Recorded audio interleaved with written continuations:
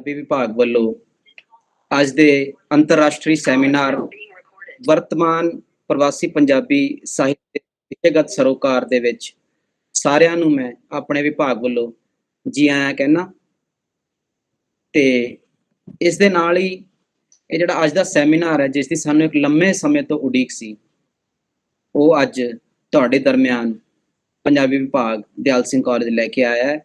ਸੋ ਇਸ ਦੇ ਵਿੱਚ ਮੈਂ ਸਾਰਿਆਂ ਨੂੰ ਜੀ ਆਇਆਂ ਕਹਿੰਦਾ ਹੋਇਆ, ਮੈਂ ਸਭ ਤੋਂ ਪਹਿਲਾਂ ਸਾਡੇ ਕਾਲਜ ਦੇ ਪ੍ਰਿੰਸੀਪਲ ਸਾਹਿਬ ਪ੍ਰੋਫੈਸਰ ਵਿਨੋਦ ਕੁਮਾਰ ਪਾਲੀਵਾਲ ਜੀ, ਉਹਨਾਂ ਨੂੰ ਕਹਾਂਗਾ ਕਿ ਉਹ ਆਪਣਾ ਵੈਲਕਮ ਐਡਰੈਸ ਦੇਣ, ਸਾਰਿਆਂ ਨੂੰ ਜੀ ਆਇਆਂ ਕਹਿਣ, ਸਾਰਿਆਂ ਦਾ ਸਵਾਗਤ ਕਰਨ।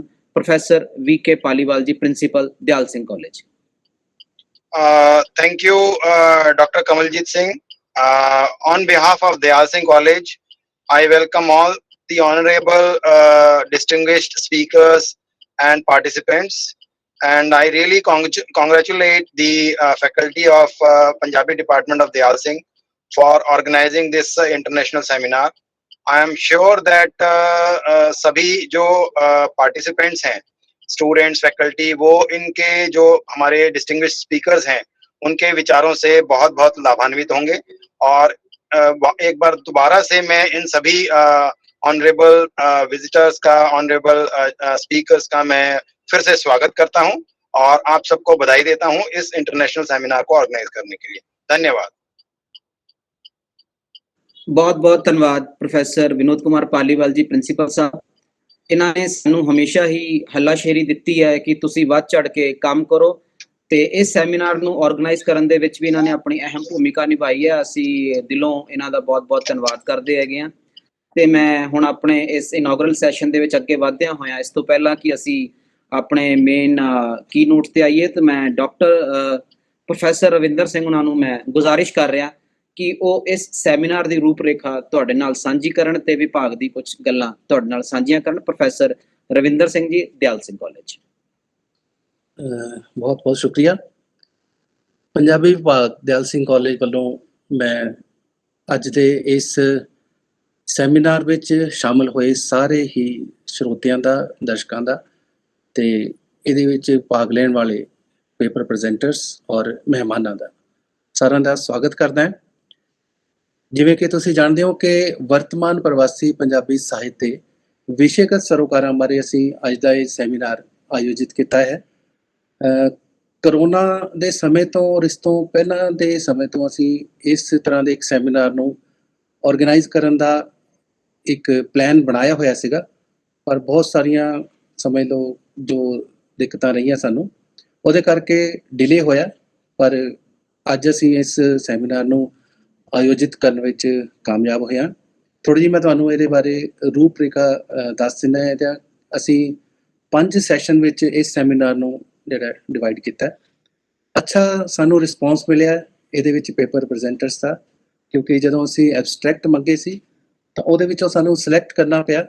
ਬਹੁਤ ਸਾਰੇ ਪਾਰਟੀਸਪੈਂਟਸ ਨੇ ਇਹਦੇ ਵਿੱਚ ਜੁਆਇਨ ਕਰਨ ਲਈ ਆਪਣੇ ਐਬਸਟਰੈਕਟ ਭੇਜੇ ਸੀਗੇ, ਕਿਉਂਕਿ ਇੱਕ ਸੀਮਾ ਹੁੰਦੀ ਹੈ, ਸੀਮਤ ਸਮਾਂ ਹੁੰਦਾ ਹੈ।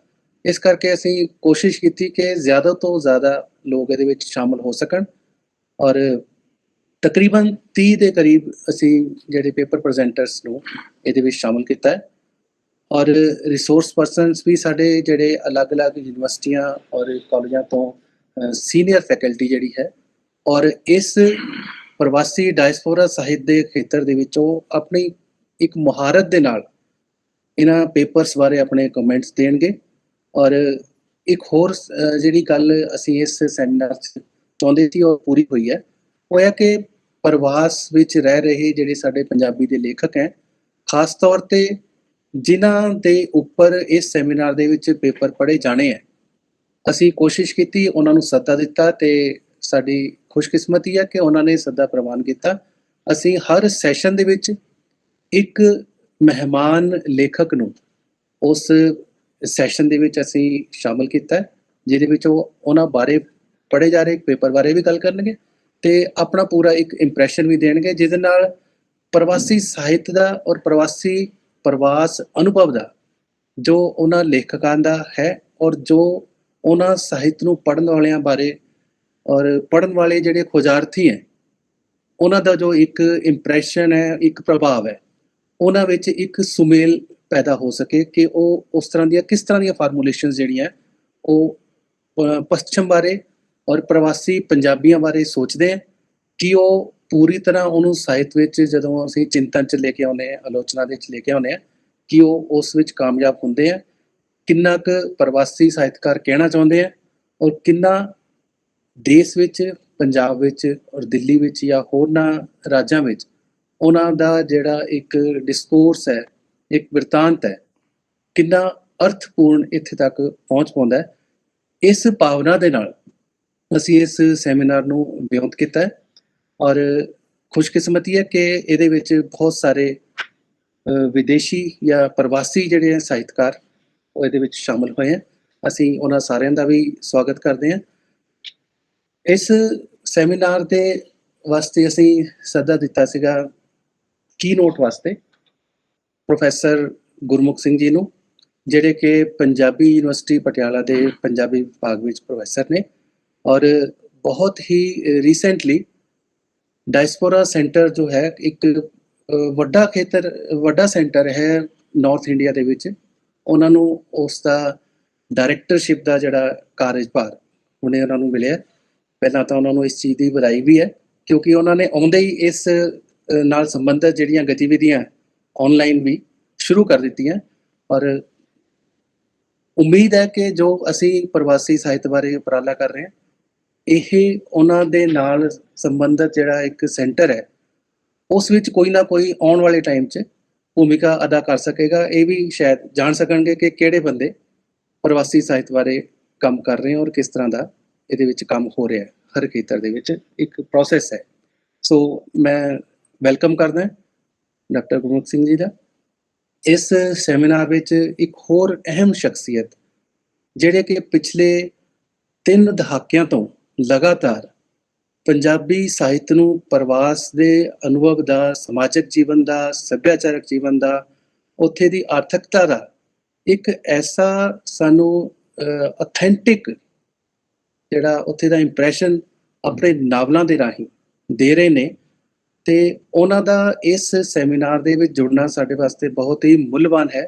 ਮੇਰੀ ਮੁਰਾਦ ਹੈ ਸ਼੍ਰੀ ਹਰਜੀਤ ਅਟਵਾਲ ਜੀ ਨਾਲ, ਜਿਹੜੇ ਕਿ ਯੂਕੇ ਦੇ ਵਿੱਚ ਰਹਿੰਦੇ ਆ ਔਰ ਉੱਥੇ ਦੇ ਪ੍ਰਵਾਸ ਜੀਵਨ ਨੂੰ ਉਹਨਾਂ ਨੇ ਬਹੁਤ ਬਾਰੀਕੀ ਨਾਲ ਦੇਖਿਆ, ਪਰਖਿਆ ਹੈ। ਸੋ ਮੈਂ ਉਹਨਾਂ ਦਾ ਇਹਦੇ ਵਿੱਚ ਵੈਲਕਮ ਕਰਦਾ। ਸਾਨੂੰ ਮੌਕਾ ਮਿਲਿਆ ਜਦੋਂ ਦਿੱਲੀ ਆਉਂਦੇ ਆ, ਪੰਜਾਬ ਆਉਂਦੇ ਆ, ਉਹਨਾਂ ਨਾਲ ਗੱਲਬਾਤ ਕਰਨ ਦਾ, ਔਰ ਜਦੋਂ ਕਦੇ ਅਸੀਂ ਇੰਗਲੈਂਡ ਜਾਂਦੇ ਹਾਂ ਤਾਂ ਉਹਨਾਂ ਦੇ ਨਾਲ ਉਸ ਸਮਾਜ ਬਾਰੇ ਗੱਲਬਾਤ ਕਰਨ ਦਾ ਵੀ ਸਾਨੂੰ ਚੰਗਾ ਜਿਹੜਾ ਇੱਕ ਮੌਕਾ ਮਿਲਦਾ ਹੈ। ਸੋ ਇਹ ਵੀ ਸਾਡੇ ਵਾਸਤੇ ਇੱਕ ਸ਼ਾਇਦ ਇੱਕ ਵਧੀਆ ਅਨੁਭਵ ਰਹੇਗਾ, ਨਾਲ ਹੀ ਕਾਫੀ ਲਾਹੇਵੰਦ ਰਹੇਗਾ ਕਿ ਹਰਜੀਤ ਅਟਵਾਲ ਜੀ ਆਪਣੀ ਗੱਲ ਪ੍ਰਧਾਨਗੀ ਦੇ ਭਾਸ਼ਣ ਦੇ ਰੂਪ ਵਿੱਚ ਅੱਜ ਦੇ ਸੈਮੀਨਾਰ 'ਚ ਤੁਹਾਡੇ ਨਾਲ ਸਾਂਝੀ ਕਰਨਗੇ।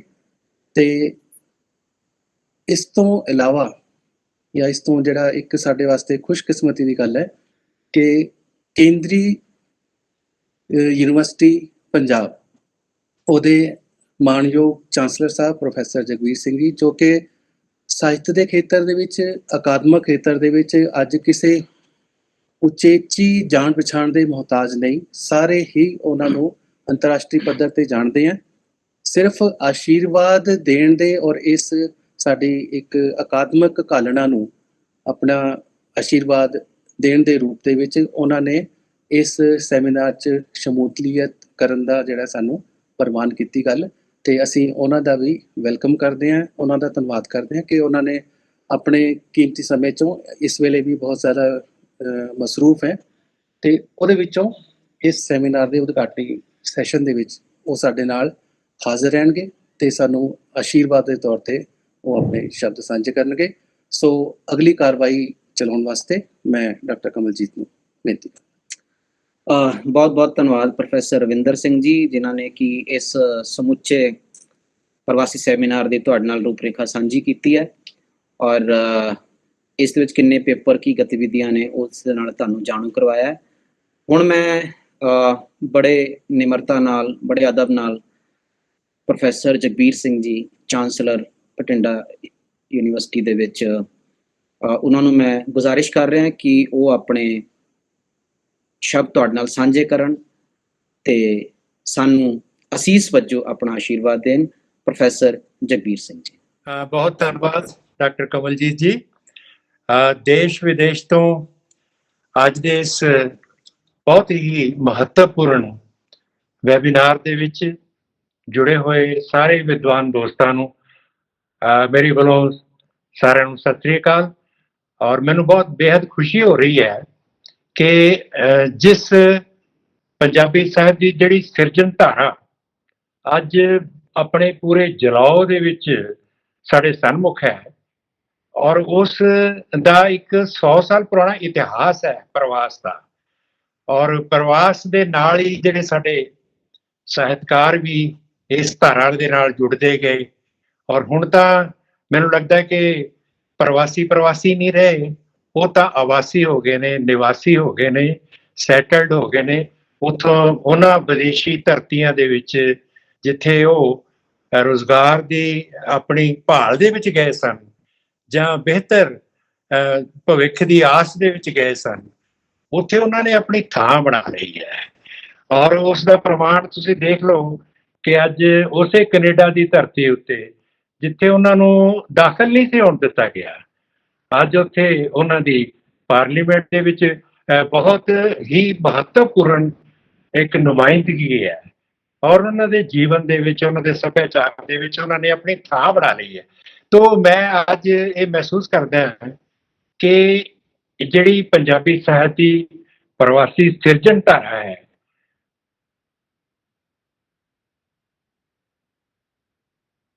ਉਸ ਦੇ ਮੈਂ ਕਹਾਂਗਾ ਕਿ ਕਾਫੀ ਸਮੇਂ ਤੋਂ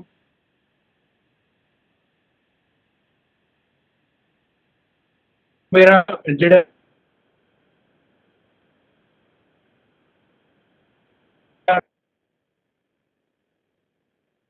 ਉਹਦੇ ਨਾਲ ਜੁੜਿਆ ਹਰਜੀਤ ਅਟਵਾਲ ਜੀ,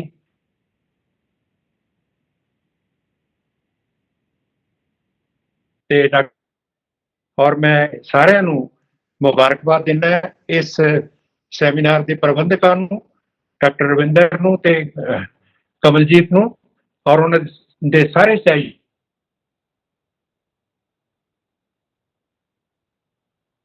ਨੂੰ ਮੈਂ ਸ਼ੁਭ ਵੀ ਦਿੰਦਾ ਕਿ ਉਹਨਾਂ ਨੇ ਵਿਸ਼ਵ ਪੱਧਰ ਤੇ ਇੱਕ ਇੰਟਰਨੈਸ਼ਨਲ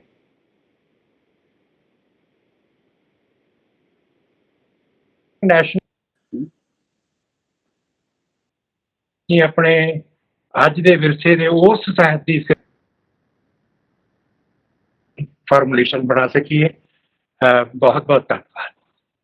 ਬਹੁਤ ਬਹੁਤ ਧੰਨਵਾਦ professor Jagbir Singh ji, chancellor central university Punjab, ਜਿਨ੍ਹਾਂ ਨੇ ਸਾਨੂੰ ਇੱਕ ਲੰਮੇ ਸਮੇਂ ਤੋਂ ਆਪਣੀ ਅਸੀਸ, ਆਪਣਾ ਆਸ਼ੀਰਵਾਦ ਉਹ ਹਰ ਵੇਲੇ ਸਾਨੂੰ ਬੜੇ ਬਖਸ਼ਦੇ ਰਹਿੰਦੇ ਨੇ, ਤੇ ਸਾਨੂੰ ਬੜਾ ਮਾਣ ਹੈ ਉਹਨਾਂ ਦੇ ਉੱਤੇ ਕਿ ਅਸੀਂ ਉਹਨਾਂ ਦੀ ਛਤਰ ਛਾਇਆ ਦੇ ਵਿੱਚ ਅਜਿਹੇ ਕਾਰਜ ਉਲੀਕਦੇ ਰਹਿੰਦੇ ਹਾਂ। ਤਹਿ ਦਿਲੋਂ ਇੱਕ ਵਾਰੀ ਵਿਭਾਗ ਵੱਲੋਂ, ਸਾਡੇ ਸਾਰਿਆਂ ਵੱਲੋਂ ਤਹਿ ਦਿਲੋਂ ਧੰਨਵਾਦ।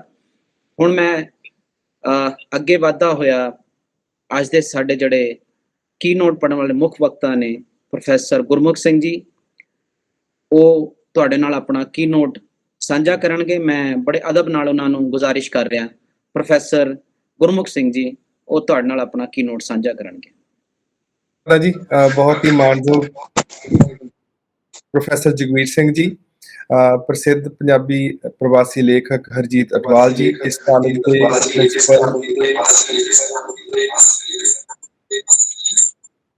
ਪ੍ਰੋਫੈਸਰ BK ਧਾਲੀਵਾਲ ਜੀ, ਸੈਮੀਨਾਰ ਦੇ ਕਨਵੀਨਰ ਪ੍ਰੋਫੈਸਰ ਵਿੰਦਰ ਜੀ, ਇਸ ਉਦਘਾਟਨੀ ਸੈਸ਼ਨ ਦੀ ਬਾਗਡੋਰ ਸੰਭਾਲ ਰਹੇ ਡਾਕਟਰ ਕਮਲਜੀਤ ਸਿੰਘ ਜੀ। ਸਭ ਤੋਂ ਪਹਿਲਾਂ ਤਾਂ ਤੁਹਾਡੀ ਬਹੁਤ ਬਹੁਤ ਸ਼ੁਕਰਗੁਜ਼ਾਰੀ, ਤੁਸੀਂ ਇਹ ਮੌਕਾ ਦਿੱਤਾ, ਇਹ ਸਬੱਬ ਬਣਾਇਆ ਕਿ ਪ੍ਰਵਾਸੀ ਸਾਹਿਤ ਬਾਰੇ ਕੁਝ ਗੱਲਾਂ ਹੋ ਸਕਣ। ਸੋ ਬਹੁਤ ਬਹੁਤ ਸ਼ੁਕਰੀਆ। ਆਪਾਂ ਗੱਲ ਸ਼ੁਰੂ ਕਰਦੇ ਹਾਂ, ਤੇ ਸਭ ਤੋਂ ਪਹਿਲੀ ਗੱਲ ਪ੍ਰਵਾਸੀ ਸਾਹਿਤ ਦੇ ਵਿਸ਼ਿਆਂ ਬਾਬਤ ਜਾਂ ਪ੍ਰਵਾਸ ਬਾਬਤ ਗੱਲ ਕਰਨ ਵੇਲੇ ਜਿਹੜੀ ਮੇਰੇ ਦਿਮਾਗ 'ਚ ਆ ਰਹੀ ਹੈ ਉਹ ਇਹ ਆ ਕਿ ਪ੍ਰਵਾਸ ਲਗਾਤਾਰ ਰੂਪ ਵਟਾਉਣ ਵਾਲੀ ਪ੍ਰਕਿਰਿਆ ਕਦੇ ਵੀ ਇੱਕੋ ਜਿਹਾ ਨਹੀਂ ਰਿਹਾ। ਇਹ ਚਾਹੇ ਸੱਭਿਆਚਾਰਕ ਪੱਖ ਤੋਂ ਹੋਵੇ, ਰਾਜਨੀਤਿਕ ਪੱਖ ਤੋਂ ਹੋਵੇ, ਜਾਂ ਵਿਦੇਸ਼ੀ ਸਰਕਾਰ ਦੀਆਂ ਜਿਹੜੀਆਂ ਨੀਤੀਆਂ ਨੇ ਉਹਨਾਂ ਦੇ ਪੱਖ ਤੋਂ ਹੋਵੇ, ਇਹ ਲਗਾਤਾਰ ਤਬਦੀਲ ਹੁੰਦਾ ਰਿਹਾ। ਜਿਵੇਂ 100 ਸਾਲ ਪਹਿਲਾਂ ਜਿਨ੍ਹਾਂ ਕਾਰਨਾਂ ਕਰਕੇ ਪ੍ਰਵਾਸੀ ਜਾਂਦੇ ਸੀ, ਉਹ ਕਾਰਨ ਹੁਣ ਨਹੀਂ ਰਹੇ। ਤਾਂ ਜਿਵੇਂ ਜਿਵੇਂ ਪ੍ਰਵਾਸ ਬਦਲਦਾ ਰਹਿੰਦਾ, ਆਰਥਿਕ ਰਾਜਨੀਤਿਕ ਸਥਿਤੀਆਂ ਬਦਲਦੀਆਂ ਰਹਿੰਦੀਆਂ ਨੇ, ਉਸੇ ਤਰੀਕੇ ਨਾਲ ਉਹ ਅਸਰ ਪ੍ਰਵਾਸੀ ਸਾਹਿਤ ਦੇ ਵਿੱਚ ਵੀ ਆਉਂਦੇ ਰਹਿੰਦੇ ਨੇ। ਤੇ ਜਦੋਂ ਸਾਹਿਤ ਦੇ ਵਿੱਚ ਉਹ ਅਸਰ ਆਉਂਦੇ ਨੇ ਤਾਂ ਵਿਸ਼ੇ ਤੇ ਰੂਪ ਦੋਵਾਂ ਦੇ ਵਿੱਚ ਤਬਦੀਲੀ ਆਉਂਦੀ ਰਹਿੰਦੀ ਹੈ। ਸੋ ਜਦੋਂ ਅਸੀਂ ਸਮਝਣਾ ਤਾਂ ਸਾਨੂੰ ਇਹ ਗੱਲ ਧਿਆਨ 'ਚ ਰੱਖਣੀ ਚਾਹੀਦੀ ਹੈ ਕਿ ਕੋਈ ਇੱਕ ਇਕਹਿਰੀ ਹਮੇਸ਼ਾ ਰਹਿਣ ਵਾਲੀ ਧਾਰਨਾ ਪ੍ਰਵਾਸੀ ਸਾਹਿਤ ਬਾਰੇ ਜਾਂ ਪ੍ਰਵਾਸੀ ਸਾਹਿਤ ਦੇ ਵਿਸ਼ਿਆਂ ਬਾਰੇ ਦਿੱਤੀ ਨਹੀਂ ਜਾ ਸਕਦੀ। ਜਿਹੜੀਆਂ ਧਾਰਨਾਵਾਂ ਜਾਂ ਜਿਹੜੀਆਂ ਗੱਲਾਂ ਮੈਂ ਕਰੂੰਗਾ ਉਹ ਹਮੇਸ਼ਾ ਹੀ ਉਹਦੇ ਬਦਲ ਵੀ ਕੁਝ ਜ਼ਰੂਰ ਮੌਜੂਦ ਰਹਿਣਗੇ ਤੇ ਫਿਊਚਰ ਦੇ ਵਿੱਚ ਉਹਨਾਂ ਦੇ ਤਬਦੀਲੀ ਆਉਣ ਦੀ ਸੰਭਾਵਨਾ ਲਗਾਤਾਰ ਬਣੀ ਰਹੂਗੀ, ਕਿਉਂਕਿ ਇੱਕ ਗਤੀਸ਼ੀਲ ਜਿਹੜੀ ਪ੍ਰਕਿਰਿਆ। ਜਦੋਂ ਅਸੀਂ ਪੰਜਾਬ ਤੇ ਪੰਜਾਬੀ ਨੂੰ ਪ੍ਰਵਾਸ ਨਾਲ ਜੋੜ ਕੇ ਦੇਖਦੇ ਹਾਂ ਤਾਂ ਮੈਂ ਸਮਝਦਾ ਕਿ ਜੇ ਅਸੀਂ ਪੰਜਾਬੀਆਂ ਦਾ ਕੋਈ ਕੁਝ ਲੱਛਣ ਲੱਭਣੇ ਹੋਣ ਉਹਨਾਂ ਦੀ ਸ਼ਨਾਖਤ ਦੇ, ਤਾਂ ਇੱਕ ਲੱਛਣ ਉਹਨਾਂ ਦਾ ਪ੍ਰਵਾਸ ਵੀ ਆ। ਇਹ ਤੁਰ ਬੜੇ ਲੰਮੇ ਸਮੇਂ ਤੋਂ ਉਹ ਕਿਸੇ ਨਾ ਕਿਸੇ ਤਰੀਕੇ ਨਾਲ ਪ੍ਰਵਾਸ ਕਰਦੇ ਆ ਰਹੇ ਨੇ। ਪਰ ਰੌਚਕ ਗੱਲ ਇਹ ਹੈ ਕਿ ਪੰਜਾਬੀਆਂ ਦਾ ਪ੍ਰਵਾਸ ਨੂੰ ਲੈ ਕੇ ਜਿਹੜਾ ਰਿਸ਼ਤਾ ਉਹ ਉਹਨਾਂ ਦੇ ਆਪਣੀ ਧਰਤੀ ਨਾਲ ਰਿਸ਼ਤੇ ਨੂੰ ਬਹੁਤ ਜਟਲ ਬਣਾ ਦਿੰਦਾ। ਜਦੋਂ ਅਸੀਂ ਦੇਖਦੇ ਹਾਂ ਸਮਕਾਲ ਦੇ ਵਿੱਚ ਤਾਂ ਇੱਕ ਪਾਸੇ ਤਾਂ ਪੰਜਾਬੀ ਕਿਸਾਨ ਦਿੱਲੀ ਦੀਆਂ ਬਰੂਹਾਂ ਤੇ ਸੰਘਰਸ਼ ਕਰ ਰਿਹਾ, ਪਰ ਦੂਜੇ ਪਾਸੇ ਨਾਲ ਹੀ ਆਪਣੀ ਧਰਤੀ ਨੂੰ ਛੱਡ ਕੇ ਜਾਣ ਲਈ ਬਹੁਤ ਜ਼ਿਆਦਾ ਤੀਬਰ ਵੀ ਹੈਗਾ, ਬਹੁਤ ਪੱਬਾਂ ਭਾਰ ਹੋਇਆ ਪਿਆ। ਤੇ ਅੱਜ ਦੀ ਜਿਹੜੀ ਪੰਜਾਬੀ ਸ਼ਨਾਖਤ ਆ ਉਹ ਬਹੁਤ ਹੀ ਆਪਾ ਵਿਰੋਧਤਾਈਆਂ ਤੇ ਜਟਲਤਾਵਾਂ ਦੇ ਵਿੱਚ ਘਿਰੀ ਹੋਈ ਆ। ਮੇਰਾ ਖਿਆਲ ਕਦੇ ਪਹਿਲਾਂ ਇੰਨੀ ਦਵੰਦ ਜਿਹੜੇ ਨੇ ਉਹ ਪੰਜਾਬੀ ਸ਼ਨਾਖਤ ਦੇ ਵਿੱਚ ਦੇਖਣ ਨੂੰ ਨਹੀਂ ਮਿਲੇ ਸੀ। ਇਹ ਵੀ ਇੱਕ ਸਮਝਣ ਵਾਲੀ ਚੀਜ਼ ਆ। ਜਦੋਂ ਅਸੀਂ ਅੱਜ ਦੇ ਪੰਜਾਬ ਨੂੰ ਦੇਖਦੇ ਹਾਂ ਜਾਂ ਈਵਨ ਮਤਲਬ ਪੰਜਾਬ ਤੋਂ ਬਾਹਰ ਵੀ ਪ੍ਰਵਾਸ ਨੂੰ ਲੈ ਕੇ ਦੇਖਦੇ ਹਾਂ ਤਾਂ ਬਹੁਤ ਤੇਜ਼ ਗਤੀ ਨਾਲ ਪ੍ਰਵਾਸ ਜਿਹੜਾ ਹੋ ਰਿਹਾ, ਤੇ ਪੰਜਾਬ ਦੀ ਤਾਂ ਪ੍ਰਵਾਸ ਨੂੰ ਲੈ ਕੇ ਤਾਣੀ ਹੀ ਉਲਝੀ ਪਈ ਆ। ਹਾਲ ਇਹ ਆ ਕਿ ਪੰਜਾਬ ਦੇ ਨੌਜਵਾਨ ਮੁੰਡੇ ਕੁੜੀਆਂ ਨੂੰ ਬਾਹਰ ਜਾਣਾ ਜ਼ਿੰਦਗੀ ਦਾ ਇੱਕੋ ਇੱਕ ਅਸਲੀ ਸੁਪਨਾ ਲੱਗਦਾ, ਤੇ ਨਾ ਕੇਵਲ ਨੌਜਵਾਨ ਮੁੰਡੇ ਕੁੜੀਆਂ ਹੀ ਬਾਹਰ ਜਾਣ ਲਈ ਪੱਬਾਂ ਭਾਰ ਨੇ, ਸਗੋਂ ਜਿਹੜੇ ਮਾਪੇ ਨੇ ਉਹ ਵੀ ਆਪਣੇ ਬੱਚਿਆਂ ਨੂੰ ਬਾਹਰ ਭੇਜਣ ਲਈ ਬਹੁਤ ਕਾਹਲੇ ਨਜ਼ਰ ਆਉਂਦੇ ਨੇ।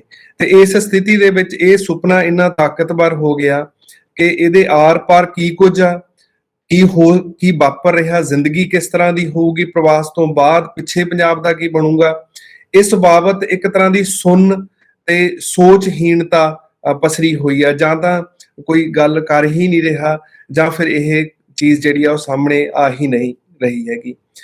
ਇੱਥੋਂ ਹੀ ਪਹਿਲੀ ਗੱਲ ਜਿਹੜੀ ਸਾਹਿਤ ਦੀ ਭੂਮਿਕਾ ਦੀ ਸਾਹਮਣੇ ਆ ਜਾਂਦੀ ਹੈ ਕਿ ਮੈਂ ਸਮਝਦਾ ਕਿ ਅੱਜ ਦੇ ਸਮੇਂ ਦੇ ਵਿੱਚ ਜਾਂ ਈਵਨ ਪਿਛਲੇ ਲੰਮੇ ਸਮੇਂ ਤੋਂ ਪ੍ਰਵਾਸੀ ਸਾਹਿਤ ਜਿਹੜਾ ਇਸ ਤਰ੍ਹਾਂ ਦਾ ਇੱਕ ਸਰੋਤ ਆ ਜਿਹੜਾ ਸਾਨੂੰ ਦੱਸ ਰਿਹਾ ਕਿ ਪ੍ਰਵਾਸ ਤੇ ਆਰ ਪਾਰ ਕਿਹੜੀਆਂ ਚੀਜ਼ਾਂ ਜਿਹੜੀਆਂ ਨੇ ਉਹ ਵਾਪਰ ਰਹੀਆਂ ਨੇ।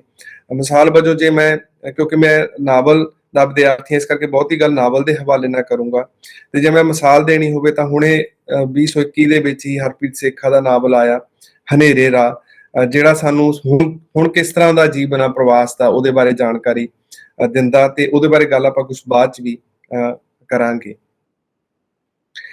ਇਹ ਗੱਲ ਵੀ ਹੁਣ ਲੋਕ ਸੋਚਣੋਂ ਹਟ ਗਏ ਨੇ ਕਿ ਜਦੋਂ ਬੰਦਾ ਸਪੇਸ ਦੀ ਬਦਲੀ ਕਰਦਾ, ਆਪਣੀ ਧਰਤੀ ਨੂੰ ਛੱਡਦਾ, ਤਾਂ ਉਹਦੇ ਹੱਥੋਂ ਕੀ ਗੁਆਚ ਜਾਂਦਾ। ਤੇ ਜਦੋਂ ਉਹ ਬਾਹਰ ਜਾਂਦਾ ਤਾਂ ਨਾ ਕੇਵਲ ਉਹ ਕਈ ਹਾਲਤਾਂ ਦੇ ਵਿੱਚ ਪਰਾਇਆਂ ਹੱਥੋਂ ਤਾਂ ਹੁੰਦਾ ਹੀ ਹੁੰਦਾ ਖੁਆਰ, ਸਗੋਂ ਹੁਣ ਤਾਂ ਆਪਣਿਆਂ ਹੱਥੋਂ ਵੀ ਖੁਆਰ ਹੋਣ ਲੱਗ ਗਿਆ। ਇਸ ਮਸਲੇ ਬਾਰੇ ਵੀ ਕੋਈ ਨਹੀਂ ਸੋਚਦਾ ਹੈਗਾ ਕਿ ਪਿੱਛੋਂ ਬਜ਼ੁਰਗਾਂ ਦਾ ਕੀ ਬਣੇਗਾ। ਇੱਕ ਪੀੜ੍ਹੀ ਜਿਹੜੀ ਮਾਪਿਆਂ ਦੀ ਉਹ ਤਾਂ ਚਲੇ ਜਾਊਗੀ, ਜਿਹੜੀ ਦਾਦਿਆਂ ਦੀ ਪੀੜ੍ਹੀ ਆ ਪਿੱਛੇ ਉਹਨੂੰ ਕੌਣ ਸਾਂਭੂਗਾ, ਉਹਨਾਂ ਦਾ ਕੌਣ ਖਿਆਲ ਨਹੀਂ ਰੱਖੂਗਾ। ਤੇ ਇੱਕ ਗੱਲ ਹੋਰ ਕਿ ਜਿਨ੍ਹਾਂ ਲੋਕਾਂ ਨੇ, ਜਿਹੜੇ ਨੌਜਵਾਨਾਂ ਨੇ ਸੁਪਨਾ ਪਾਲ ਲਿਆ ਬਾਹਰ ਜਾਣ ਦਾ, ਜਦੋਂ ਉਹ ਨਹੀਂ ਜਾ ਸਕਣਗੇ ਕਿਸੇ ਕਾਰਨ ਕਰਕੇ, ਤਾਂ ਉਹ ਬਾਅਦ ਚ ਕਿਸ ਤਰ੍ਹਾਂ ਜੀਵਨ ਜਿਉਣਗੇ। ਉਹਨਾਂ ਦਾ ਆਪਣੀ ਸਪੇਸ ਨਾਲ, ਆਪਣੀ ਭੂਗੋਲਿਕਤਾ ਨਾਲ, ਆਪਣੇ ਸੱਭਿਆਚਾਰ ਨਾਲ ਕਿਸ ਤਰ੍ਹਾਂ ਦਾ ਰਿਸ਼ਤਾ ਬਣੂਗਾ। ਜਿਹੜੇ ਸੁਪਨਾ ਤਾਂ ਪਾਲ ਬੈਠੇ ਪਰ ਸੁਪਨਾ ਪੂਰਾ ਨਹੀਂ ਹੋਇਆ ਹੈਗਾ, ਉਹ ਵੀ ਇੱਕ ਖਤਰਨਾਕ ਜਿਹੜੀ ਆ ਉਹ ਸਥਿਤੀ ਬਣ ਜਾ ਰਹੀ ਹੈ ਕਿ ਉਹਨਾਂ ਦਾ ਬਹੁਤ ਹੀ ਇੱਥੋਂ ਦੇ ਲੋਕਾਂ ਤੋਂ, ਇੱਥੋਂ ਦੀ ਧਰਤੀ ਤੋਂ, ਇੱਥੋਂ ਦੇ ਸਿਸਟਮ ਤੋਂ ਪੂਰੀ ਤਰ੍ਹਾਂ ਜਿਹੜਾ ਉਹ ਉੱਠਦਾ ਜਾ ਰਿਹਾ। ਤਾਂ ਇਸ ਸਥਿਤੀ ਦੇ ਵਿੱਚ, ਇਸ ਕੰਟੈਕਸਟ ਦੇ ਵਿੱਚ ਇਹ ਸਵਾਲ ਉੱਠ ਖੜਾ ਹੁੰਦਾ ਜਦੋਂ ਅਸੀਂ ਪ੍ਰਵਾਸੀ ਸਾਹਿਤ ਨੂੰ ਜਾਣਨਾ ਜਾਂ ਪ੍ਰਵਾਸ ਨੂੰ ਜਾਣਨਾ, ਕਿ ਜਿਹੜਾ ਇਹ ਪ੍ਰਵਚਨ ਆ ਕਿ ਹੁਣ ਪੰਜਾਬ ਜਾਂ ਭਾਰਤ ਜਿਉਣ ਜੋਗਾ ਨਹੀਂ ਰਿਹਾ ਹੈਗਾ ਤੇ ਇਸ ਤੋਂ ਦੂਰ ਜਾ ਕੇ ਹੀ ਜੀਵਨ ਚੰਗਾ ਸੰਭਵ ਹੋ ਸਕਦਾ। ਸਵਾਲ ਇਹ ਉੱਠਦਾ ਕਿ ਕੀ ਇਹ ਸੱਚਮੁੱਚ ਯਥਾਰਥ ਆ ਜੀਵਨ ਦਾ, ਜਾਂ ਇਹ ਕਿਸੇ ਦੁਆਰਾ ਘੜਿਆ ਇੱਕ ਸਾਜ਼ਿਸ਼ੀ ਪ੍ਰਵਚਨ ਹੈ। ਸਵਾਲ ਇਹ ਵੀ ਬਣਦਾ ਕਿ ਕੀ ਸਾਰੀਆਂ ਮੁਸ਼ਕਲਾਂ ਦਾ ਹੱਲ ਪ੍ਰਵਾਸ ਹੀ ਆ, ਇੱਥੋਂ ਵਿਦਾ ਹੋ ਜਾਣਾ ਹੀ ਹੈ? ਕਿਤੇ ਇਹ ਜਿਹੜਾ ਇੱਥੇ ਸੰਘਰਸ਼ ਹੋਣਾ ਸੀ ਉਸ ਤੋਂ ਪਲਾਇਨ ਕਰਨਾ ਤਾਂ ਨਹੀਂ ਹੈਗਾ? ਅਸੀਂ ਜਾਣਦੇ ਹਾਂ ਕਿ ਪ੍ਰਵਾਸ ਹਮੇਸ਼ਾ ਮਾੜਾ ਨਹੀਂ ਹੁੰਦਾ ਹੈਗਾ। ਲੋਕ ਹਮੇਸ਼ਾ ਪ੍ਰਵਾਸ ਕਰਦੇ ਆਏ ਨੇ ਤੇ ਪੰਜਾਬੀਆਂ ਨੇ ਪ੍ਰਵਾਸ ਕਰਕੇ ਵੀ ਬਹੁਤ ਬੁਲੰਦੀਆਂ ਨੂੰ ਛੂਹਿਆ ਉੱਥੇ, ਤੇ ਨਾ ਕੇਵਲ ਆਪ ਬੁਲੰਦੀਆਂ ਸਰ ਕੀਤੀਆਂ ਨੇ, ਸਗੋਂ ਪਿੱਛੇ ਆਪਣੇ ਘਰਾਂ ਲਈ, ਆਪਣੇ ਪਿੰਡਾਂ ਲਈ, ਆਪਣੀਆਂ ਧਰਤੀਆਂ ਲਈ ਬਹੁਤ ਉੱਘਾ ਯੋਗਦਾਨ ਪਾਇਆ। ਮੈਂ ਹਮੇਸ਼ਾ ਇਹ ਗੱਲ ਕਹਿਣਾ ਕਿ ਜੇ ਪ੍ਰਵਾਸੀ ਲੋਕ ਪੰਜਾਬੀ ਆਪਣੇ ਮੂਲ ਵੱਲ ਇਸ ਤਰ੍ਹਾਂ ਨਾ ਦੇਖਦੇ ਤਾਂ ਸ਼ਾਇਦ ਪੰਜਾਬ ਦੇ ਵਿੱਚ ਬਹੁਤ ਕੁਝ ਮਾੜਾ ਵਾਪਰ ਗਿਆ ਹੁੰਦਾ। ਪੰਜਾਬ ਦੇ ਵਿੱਚ ਬਹੁਤ ਚੰਗਿਆਈਆਂ ਜਿਹੜੀਆਂ ਨੇ ਉਹ ਪ੍ਰਵਾਸੀ ਪੰਜਾਬੀਆਂ ਦੇ ਪਿੱਛੇ ਵੱਲ ਦੇਖਣ ਦੀਆਂ ਨੇ। ਪਰ ਹੁਣ ਥੋੜੀ ਜਿਹੀ ਫਿਕਰ ਵਾਲੀ ਗੱਲ ਇਹ ਆ ਕਿ ਜਿਹੜਾ ਹੁਣ ਪ੍ਰਵਾਸ ਹੋ ਰਿਹਾ ਉਹ ਸ਼ਾਇਦ ਪਿੱਛੇ ਨੂੰ ਉਹਨਾਂ ਨਾ ਦੇਖਣ ਜਿੰਨਾ ਹਰਜੀਤ ਅਠਵਾਲ ਹੋਰਾਂ ਦੀ ਪੀੜ੍ਹੀ ਨੇ, ਉਸ ਤੋਂ ਪਹਿਲੀ ਪੀੜ੍ਹੀ ਨੇ, ਜਾਂ ਉਸ ਤੋਂ ਇੱਕ ਬਾਅਦ ਵਾਲੀ ਪੀੜ੍ਹੀ ਨੇ ਆਪਣੇ ਮੂਲ ਬਾਸ ਵੱਲ, ਮੂਲ ਵਤਨ ਵੱਲ ਦੇਖਿਆ ਸੀ। ਇੱਕ ਤੁਹਾਨੂੰ ਥੋੜਾ ਡਾਟਾ ਸ਼ੇਅਰ ਕਰਦਾ ਵੀ ਕੀ ਵਾਪਰਿਆ ਇਸ ਵਾਰ, ਤਾਂ ਕਿ ਕਿਉਂਕਿ ਅਸੀਂ ਹਮੇਸ਼ਾ ਕੰਟੈਕਸਟ ਦੇ ਵਿੱਚ ਸਮਝਦੇ ਹਾਂ ਸਾਹਿਤ ਨੂੰ, ਤੇ ਜਦੋਂ ਮੈਂ ਹੁਣ ਸਮਝ ਰਿਹਾ ਤੇ ਜੇ ਇਸ ਤੋਂ ਮੈਂ 10 ਸਾਲ ਪਹਿਲਾਂ ਪ੍ਰਵਾਸੀ ਸਾਹਿਤ ਨੂੰ ਸਮਝਦਾ ਤਾਂ ਸ਼ਾਇਦ ਮੈਂ ਉਸ ਤਰ੍ਹਾਂ ਰੀਡ ਨਾ ਕਰਦਾ ਜਿਸ ਤਰ੍ਹਾਂ ਮੈਂ ਅੱਜ ਰੀਡ ਕਰ ਰਿਹਾ, ਕਿਉਂਕਿ ਅੱਜ ਦਾ ਕੰਟੈਕਸਟ ਮੈਨੂੰ ਇੱਕ ਵੱਖਰੀ ਤਰ੍ਹਾਂ ਨਾਲ ਪ੍ਰਵਾਸੀ ਸਾਹਿਤ ਨੂੰ ਦੇਖਣ ਲਈ ਮਜਬੂਰ ਕਰ ਰਿਹਾ। ਤਾਂ ਇੱਕ ਅੰਦਾਜ਼ੇ ਮੁਤਾਬਕ ਕਿ ਪਿਛਲੇ 5 ਸਾਲਾਂ ਦੇ ਵਿੱਚ ਤਕਰੀਬਨ 4.5 ਲੱਖ ਨੌਜਵਾਨ ਮੁੰਡੇ ਕੁੜੀਆਂ ਪੰਜਾਬ ਛੱਡ ਚੁੱਕੇ ਨੇ। ਉਹਨਾਂ ਚੋਂ ਬਹੁਤੇ ਕੈਨੇਡਾ ਗਏ ਨੇ, ਥੋੜੇ UK ਤੇ ਥੋੜੇ ਅਮਰੀਕਾ ਗਏ ਨੇ, ਬਾਕੀ ਦੇਸ਼ਾਂ ਵੱਲ ਵੀ ਗਏ ਨੇ। ਤੇ ਇਸ ਵਕਤ ਤਕਰੀਬਨ ਹਰ ਰੋਜ਼ ਪੰਜਾਬ ਤੋਂ ਹੀ 200 ਤੋਂ ਵੱਧ ਨੌਜਵਾਨ ਜਹਾਜ਼ੇ ਚੜ ਜਾਂਦਾ। ਤੇ ਜੇ ਮੰਨ ਲਈਏ ਕਿ ਪੰਜਾਬ ਦੇ ਵਿੱਚ ਤਕਰੀਬਨ 55 ਲੱਖ ਘਰ ਨੇ, ਤਾਂ ਹਰ 20ਵੇਂ ਘਰ ਦੇ ਵਿੱਚੋਂ ਇੱਕ ਬੰਦਾ ਨੌਜਵਾਨ ਖਾਸ ਤੌਰ ਤੇ ਬਾਹਰ ਗਿਆ ਹੋਇਆ। ਜੇ ਇਹ ਅੰਦਾਜ਼ਾ ਲਾ ਲਈਏ ਕਿ ਇੱਕ ਨੌਜਵਾਨ ਦੇ ਜਾਣ ਤੇ 15 ਲੱਖ ਦਾ ਖਰਚਾ ਹੋਇਆ, ਤਾਂ ਇਸ ਵਕਤ ਪਿਛਲੇ 5 ਸਾਲਾਂ ਵਿੱਚ 60,000 ਕਰੋੜ ਪੰਜਾਬ ਦੇ ਵਿੱਚੋਂ ਜਿਹੜਾ ਸਰਮਾਇਆ ਉਹ ਜਾ ਚੁੱਕਿਆ। ਇਹੋ ਜਿਹੀ ਸਥਿਤੀ ਪੰਜਾਬ ਤੋਂ ਬਾਹਰਲੇ ਸੂਬਿਆਂ ਦੇ ਵਿੱਚ, ਦਿੱਲੀ ਦੇ ਵਿੱਚੋਂ ਵੀ ਬਹੁਤ ਲੋਕ ਜਿਹੜੇ ਨੇ ਉਹ ਬਾਹਰ ਨੂੰ ਪ੍ਰਵਾਸ ਕਰ ਰਹੇ ਨੇ। ਨਾ ਕੇਵਲ ਉਹ ਸਰਮਾਇਆ ਲੈ ਕੇ ਜਾ ਰਹੇ ਨੇ, ਸਗੋਂ ਜਿਹੜਾ ਉਹਨਾਂ ਦੇ ਪਾਲਣ ਪੋਸ਼ਣ ਤੇ ਖਰਚ ਹੋਇਆ ਇੱਥੇ, ਜਦੋਂ ਇੱਕ ਮੁੰਡਾ ਜਵਾਨ ਜਾਂ ਕੁੜੀ ਗੱਭਰੂ ਹੋ ਕੇ ਜਵਾਨ ਜਾਂਦੇ ਨੇ ਤਾਂ ਉਹਨਾਂ ਤੇ ਬਹੁਤ ਇਨਵੈਸਟਮੈਂਟ ਹੋਈ ਹੁੰਦੀ ਹੈ ਸਮਾਜ ਦੀ, ਤਾਂ ਇੱਕ ਬਹੁਤ ਵੱਡਾ ਸਾਡਾ ਹਿੱਸਾ ਜਿਹੜਾ ਉਹ ਬਾਹਰ ਜਾ ਰਿਹਾ। ਤੇ ਬੇਸ਼ੱਕ ਇਹਦੇ ਵਿੱਚ ਰੋਲ ਅਦਾ ਕਰਦੀ ਹੈ ਜਿਹੜੀ ਸਾਡੇ ਇੱਥੇ ਬੇਰੁਜ਼ਗਾਰੀ ਆ ਪੰਜਾਬ ਦੇ ਵਿੱਚ ਵਿਸ਼ੇਸ਼ ਤੌਰ ਤੇ, ਜਾਂ ਸਿਸਟਮ ਦੀ ਦਹਿਸ਼ਤ ਆ, ਜਾਂ ਨੌਕਰੀਆਂ ਲਈ ਨਾ ਮਿਲਣਾ। ਤੇ ਤੁਹਾਨੂੰ ਮੈਂ ਇੱਕ ਗੱਲ ਤੁਹਾਡੇ ਨਾਲ ਸਾਂਝੀ ਕਰਦਾ ਕਿ ਪੰਜਾਬ ਦੇ ਵਿੱਚ ਜਦੋਂ ਇੱਕ ਵਿਦਿਆਰਥੀ ਪਹਿਲਾਂ MA ਕਰਦਾ, ਫਿਰ ਉਹ UGC JRF ਕਰਕੇ PhD ਕਰਦਾ, ਤੇ ਅਸੀਂ PhD ਕਰਨ ਵੇਲੇ ਵੀ ਉਹਦੇ ਨਾਲ ਬਹੁਤ ਸਖਤੀ ਨਾਲ ਪੇਸ਼ ਆਉਂਦੇ ਆ। ਤੇ ਉਸ ਤੋਂ ਬਾਅਦ ਜਦੋਂ ਉਹਨੂੰ ਨੌਕਰੀ ਮਿਲਦੀ ਆ, ਬਹੁਤ ਮੁਸ਼ਕਲ ਨਾਲ ਕਿਤੇ ਨਿਕਲਦੀ ਆ ਤੇ ਮਿਲਦੀ ਆ, ਤੇ 21,600 ਰੁਪਇਆ ਉਹਨੂੰ DPA ਦੀ ਪੋਸਟ ਤੇ ਮਿਲਦਾ। ਤੇ ਜੇ ਕਿਤੇ ਯੂਨੀਵਰਸਿਟੀ ਦੇ ਵਿੱਚ ਲੱਗ ਜਾਂਦਾ ਤਾਂ ਪਹਿਲੇ 3 ਸਾਲ ਉਹਨੂੰ 15,600 ਤੇ ਗੁਜ਼ਾਰਾ ਕਰਨਾ ਪੈਂਦਾ। ਤਾਂ ਤੁਸੀਂ ਅੰਦਾਜ਼ਾ ਲਾ ਸਕਦੇ ਹੋ ਕਿ ਇੱਕ PhD ਕੀਤਾ ਹੋਇਆ ਵਿਅਕਤੀ 15,600 ਨਾਲ ਪਹਿਲੇ 3 ਸਾਲ ਕਿਸ ਤਰ੍ਹਾਂ ਦੇ ਸੰਕਟ ਦੇ ਵਿੱਚ ਰਹਿੰਦਾ ਹੋਊਗਾ, ਤੇ ਉਹਦੇ ਮਨ ਤੇ ਕੀ ਬੀਤ ਰਹੀ ਹੋਊਗੀ।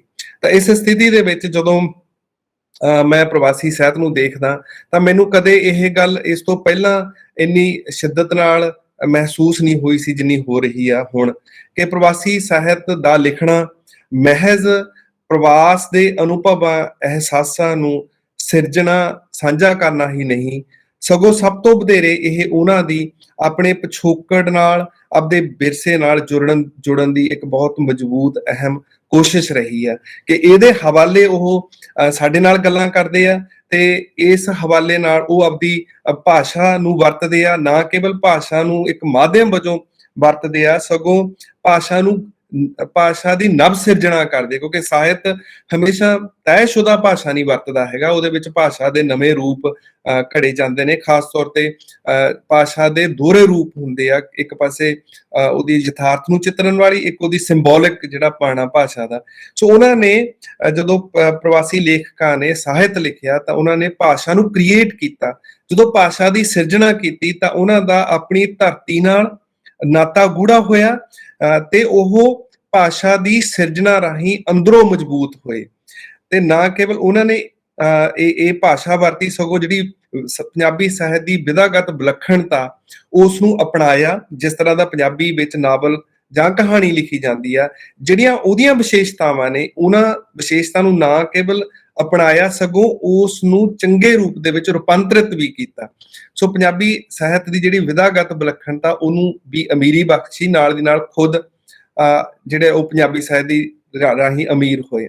ਇਸ ਤਰੀਕੇ ਨਾਲ ਪ੍ਰਵਾਸੀ ਸਾਹਿਤ ਉਹਨਾਂ ਲਈ ਇੱਕ ਔਖੀਆਂ ਸਥਿਤੀਆਂ ਦੇ ਵਿੱਚ, ਜੇ ਅੱਜ ਤੋਂ ਅਸੀਂ 60 70 50 ਸਾਲ ਪਹਿਲਾਂ ਚਲੇ ਜਾਈਏ, ਜਦੋਂ ਬਹੁਤ ਔਖਾ ਸੀ ਜਿਉਣਾ, ਉਸ ਵੇਲੇ ਪ੍ਰਵਾਸੀ ਸਾਹਿਤ ਦੀ ਰਚਨਾ ਉਹਨਾਂ ਲਈ ਇੱਕ ਆਰਾਮ ਤੇ ਠਾਹਰ ਵੀ ਬਣਦੀ ਹੈ, ਇੱਕ ਉਹਨਾਂ ਨੂੰ ਚੰਗੇਪਣ ਦਾ ਅਹਿਸਾਸ ਜਿਹੜਾ ਉਹ ਉਹਦੇ ਲਈ ਮਿਲਦਾ। ਤੇ ਇੱਕ ਹੋਰ ਇੰਪੋਰਟੈਂਟ ਗੱਲ ਕਿ ਪ੍ਰਵਾਸੀ ਸਾਹਿਤ ਜ਼ਰੀਏ, ਕਿਉਂਕਿ ਸਾਹਿਤ ਕੇਵਲ ਅਨੁਭਵਾਂ ਨੂੰ ਜ਼ੁਬਾਨ ਦੇਣ ਤੱਕ ਸੀਮਤ ਨਹੀਂ ਹੈਗਾ, ਸਗੋਂ ਉਹ ਉਸ ਨੂੰ ਕਨਸੈਪਚੁਅਲਾਈਜ਼ ਵੀ ਕਰਦਾ, ਉਸ ਨੂੰ ਅਰਥਪੂਰਨ ਵੀ ਦਿੰਦਾ, ਅਰਥਪੂਰਨ ਵੀ ਬਣਾਉਂਦਾ। ਤਾਂ ਜਿਹੜੀ ਇਹ ਸੰਕਲਪੀਕਰਨ ਕਰਨਾ ਤੇ ਜ਼ਿੰਦਗੀ ਦਾ ਅਰਥਮਈ ਪ੍ਰਵਚਨ ਸਿਰਜਣਾ ਵੀ ਉਹਨਾਂ ਨੂੰ ਤਾਕਤ ਦਾ ਅਹਿਸਾਸ ਦਿੰਦਾ ਰਿਹਾ ਕਿ ਉਹ ਚੀਜ਼ਾਂ ਨੂੰ, ਆਲੇ ਦੁਆਲੇ ਵਾਪਰ ਰਹੀਆਂ ਚੀਜ਼ਾਂ ਨੂੰ ਜਾਣਦੇ ਨੇ, ਜੋ ਉਹਨਾਂ ਦੇ ਆਲੇ ਦੁਆਲੇ ਹੋ ਰਿਹਾ ਉਸ ਦੀ ਉਹ ਸੂਝ ਲਾ ਸਕਦੇ ਨੇ। ਤੇ ਉਹਨਾਂ ਨੇ ਇਹਦੇ ਰਾਹੀਂ, ਲਿਟਰੇਚਰ ਰਾਹੀਂ, ਕਹਾਣੀ ਦੇ ਵਿੱਚ ਬਣਦਿਆਂ ਹੋਇਆਂ ਮੀਨਿੰਗਫੁਲ ਜਿਹੜਾ ਡਿਸਕੋਰਸ ਸਿਰਜਿਆ, ਉਹਨੇ ਉਹਨਾਂ ਦੀ ਉੱਥੇ ਜਿਉਣ ਨੂੰ ਸੌਖਾ ਕੀਤਾ। ਇਹ ਵੀ ਪ੍ਰਵਾਸੀ ਸਾਹਿਤ ਦੀ ਜਿਹੜੀ ਭੂਮਿਕਾ ਉਹ ਰਹੀ। ਇਸ ਦੇ ਨਾਲ, ਕਿਉਂਕਿ ਪ੍ਰਵਾਸੀ ਸਾਹਿਤ ਸਭ ਤੋਂ ਪਹਿਲਾਂ ਇੱਕ ਸਾਹਿਤ ਆ, ਤੇ ਸਾਹਿਤ ਨੇ ਹਮੇਸ਼ਾ ਜਿਹੜੇ ਜ਼ਿੰਦਗੀ ਦੇ, ਮਨੁੱਖੀ ਜੀਵਨ ਦੇ ਜਿਹੜੇ ਸਦੀਵੀ ਮਾਨਵੀ ਪ੍ਰਸ਼ਨ ਹੁੰਦੇ ਨੇ ਉਹਨਾਂ ਨੂੰ ਮੁਖਾਤਬ ਹੋਣਾ ਹੁੰਦਾ, ਸਦੀਵੀ ਮਾਨਵੀ ਪਹਿਲੂਆਂ ਨੂੰ ਮੁਖਾਤਬ ਹੋਣਾ ਹੁੰਦਾ ਹੈ। ਤੇ ਇਸ ਤਰੀਕੇ ਨਾਲ ਜਿਹੜੀ ਪ੍ਰਵਾਸੀ ਪੰਜਾਬੀ ਸਾਹਿਤ ਦੀ ਭੂਮਿਕਾ ਸਾਡੇ ਲਈ ਬਣਦੀ ਆ, ਉਹ ਇਹ ਕਿ ਕੁਝ ਇਸ ਤਰ੍ਹਾਂ ਦੇ ਮਾਨਵੀ ਪਹਿਲੂ ਸੀ, ਮਾਨਵੀ ਪ੍ਰਸ਼ਨ, ਜਿਹੜੇ ਇੱਕ ਸਥਾਨਕਤਾ ਤੇ ਜੁੜੇ ਬੈਠੇ ਬੰਦੇ ਨੂੰ ਸ਼ਾਇਦ ਪਤਾ ਨਹੀਂ ਹੁੰਦੇ ਹੈਗੇ। ਮੰਨ ਲਓ ਕਿ ਪੰਜਾਬ ਦੇ ਵਿੱਚ ਮੈਂ ਸਾਰਾ ਜੀਵਨ ਜਿਉਇਆ, ਮੈਨੂੰ ਨਹੀਂ ਪਤਾ ਕਿ ਦੋ ਸੱਭਿਆਚਾਰਾਂ ਦੇ ਵਿੱਚ ਵਿਚਕਾਰ ਜਿਉਂਦਾ ਬੰਦਾ ਕਿਸ ਤਰ੍ਹਾਂ ਦੇ ਪਲਾਂ ਨੂੰ ਹੰਡਾਉਂਦਾ, ਕਿਸ ਤਰ੍ਹਾਂ ਦੀਆਂ ਤਰਾਸਦੀਆਂ ਨੇ, ਕਿਸ ਤਰ੍ਹਾਂ ਦੇ ਸੁਪਨੇ ਨੇ, ਕਿਸ ਤਰ੍ਹਾਂ ਦੀਆਂ ਖੂਬੀਆਂ, ਖੁਸ਼ੀਆਂ, ਉਮੰਗਾਂ ਨੇ, ਤੇ ਕਿਸ ਤਰ੍ਹਾਂ ਦੇ ਡਰ ਨੇ। ਤਾਂ ਸਾਡੇ ਲਈ, ਇਸ ਧਰਤੀ ਤੇ ਬੈਠੇ ਲੋਕਾਂ ਲਈ ਪ੍ਰਵਾਸੀ ਪੰਜਾਬੀ ਸਾਹਿਤ ਦੀ ਇਹ ਦੇਣ ਬਣੀ ਕਿ ਉਹਨਾਂ ਨੇ ਸਾਨੂੰ ਉਸ ਅਹਿਸਾਸ ਦਾ ਪਤਾ ਲਾਇਆ ਜਿਹੜਾ ਸਾਡੇ ਸਿੱਧੇ ਅਨੁਭਵ ਦੇ ਵਿੱਚ ਨਹੀਂ ਸੀ। ਤੇ ਉਹ ਬਹੁਤ ਹੀ ਇੰਪੋਰਟੈਂਟ ਸੀ ਜਦੋਂ ਦੋ ਸੱਭਿਆਚਾਰਾਂ ਦੇ ਵਿੱਚ ਬੰਦਾ ਜਿਉਂਦਾ ਤੇ ਉਹ ਉਹਨਾਂ ਦੇ ਵਿੱਚ ਕਦੇ ਉਧਰ ਨੂੰ ਝੁਕਦਾ ਤੇ ਕਦੇ ਆਪਦੇ ਮੂਲ ਵਾਸ ਨੂੰ ਝੁਕਦਾ। ਤੇ ਇਸ ਨਾਲ, ਇਸ ਪੇਸ਼ਕਾਰੀ ਦੇ ਨਾਲ ਇੱਧਰ ਬੈਠਾ ਬੰਦਾ, ਜਿਹੜਾ ਇੱਧਰ ਬੈਠਾ ਪੰਜਾਬੀ ਬੰਦਾ, ਉਹ ਨਵੇਂ ਐਕਸਪੀਰੀਅੰਸ ਤੇ ਆਉਣ ਕਾਰਨ ਅਮੀਰ ਹੋਇਆ। ਤੇ ਸਾਨੂੰ ਅਨੁਭਵ ਪੱਖੋਂ ਜਿਹੜੀ ਅਮੀਰੀ ਆ ਉਹ ਪ੍ਰਵਾਸੀ ਸਾਹਿਤ ਨੇ ਦਿੱਤੀ ਆ। ਇਸ ਦੇ ਨਾਲ ਕਿ ਪ੍ਰਵਾਸੀ ਸੰਵੇਦਨਾ ਦੀ ਹਮੇਸ਼ਾ ਇੱਕ ਖੂਬੀ ਹੁੰਦੀ ਹੈ, ਜਾਂ ਪ੍ਰਵਾਸੀ ਬੰਦੇ ਦੀ ਇਹ ਸਮਝ ਲਓ ਕਿ ਹੋਣੀ ਹੁੰਦੀ ਆ ਕਿ ਉਹਦੀ ਜਿਹੜੀ ਆਇਡੈਂਟੀਟੀ ਆ ਉਹ ਉਸ ਨੂੰ ਖਤਰੇ ਦੇ ਵਿੱਚ ਮਹਿਸੂਸ ਕਰਦਾ, ਤੇ ਉਹ ਖਤਰੇ ਦੇ ਵਿੱਚ ਹੁੰਦੀ ਵੀ ਆ, ਕਿਉਂਕਿ ਜਦੋਂ ਦੂਜੇ ਦੇਸ਼ ਦੇ ਵਿੱਚ ਜਾਂਦਾ ਤਾਂ ਉੱਥੋਂ ਦਾ ਕਲਚਰ ਡੋਮੀਨੇਟ ਕਰਦਾ।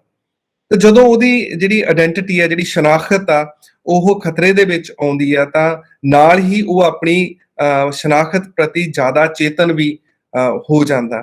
ਤਾਂ ਇਹ ਜਿਹੜਾ ਪ੍ਰਵਾਸੀ ਸਾਹਿਤ ਆ, ਉਹਦੇ ਵਿੱਚ ਜਿਹੜੀ ਇੱਕ ਇੰਪੋਰਟੈਂਟ ਵਿਸ਼ਾ, ਜਿਹੜਾ ਪਛਾਣ ਦਾ ਵਿਸ਼ਾ, ਸ਼ਨਾਖਤ ਦਾ ਵਿਸ਼ਾ, ਉਹ ਕੇਵਲ ਉਹਨਾਂ ਦੀ ਸ਼ਨਾਖਤ ਦੀ ਸਮੱਸਿਆਕਾਰ ਨੂੰ ਉਭਾਰਦਾ, ਸਗੋਂ ਇੱਧਰ ਬੈਠੇ ਪੰਜਾਬੀ ਬੰਦੇ ਨੂੰ ਵੀ ਉਹਦੀ ਆਪਣੀ ਸ਼ਨਾਖਤ ਦੀ ਅਹਿਮੀਅਤ ਦ੍ਰਿੜ ਕਰਵਾਉਂਦਾ। ਤੇ ਇਸ ਤਰੀਕੇ ਨਾਲ ਉਹਨਾਂ ਨੇ ਇਸ ਤਰ੍ਹਾਂ ਦੀਆਂ ਕਹਾਣੀਆਂ, ਇਸ ਤਰ੍ਹਾਂ ਦੀਆਂ ਕਈਆਂ ਨੇ ਜਿਨ੍ਹਾਂ ਰਾਹੀਂ ਉਹ ਜਿਹੜੀਆਂ ਉਹਨਾਂ ਦੀ ਸ਼ਨਾਖਤ ਲਈ ਕੇਂਦਰੀ ਕਦਰਾਂ ਨੇ ਉਹਨਾਂ ਨੂੰ ਉਭਾਰਨ ਦਾ ਜਿਹੜਾ ਉਹ ਯਤਨ ਕੀਤਾ, ਜਾਂ ਜਿਹੜੀਆਂ ਕੇਂਦਰੀ ਕਦਰਾਂ ਜਿਹੜੀਆਂ ਨੇ ਉਹ ਸਮੱਸਿਆ ਦੇ ਵਿੱਚ ਘਿਰੀਆਂ ਹੋਈਆਂ ਨੇ ਉਹਨਾਂ ਨੂੰ ਉਭਾਰਨ ਦਾ ਯਤਨ ਕੀਤਾ। ਅਗਲੀ ਗੱਲ ਕਿ ਪ੍ਰਵਾਸੀ ਸਾਹਿਤ ਦੀ ਭੂਮਿਕਾ ਇੱਕ ਤਾਂ ਆਪਦੇ ਸਮਕਾਲ ਨਾਲ ਜੁੜ ਕੇ ਹੁੰਦੀ ਹੈ, ਕਿ ਜਿਹੜਾ ਅੱਜ ਸਾਹਿਤ ਲਿਖਿਆ ਗਿਆ ਜਾਂ ਅੱਜ ਲਿਖਿਆ ਜਾ ਰਿਹਾ, ਜਾਂ ਜਿਹਦੇ ਬਾਰੇ ਅਸੀਂ ਗੱਲ ਕਰ ਰਹੇ ਹਾਂ, ਉਹਦੀ ਅੱਜ ਦੇ ਨਾਲ ਭੂਮਿਕਾ।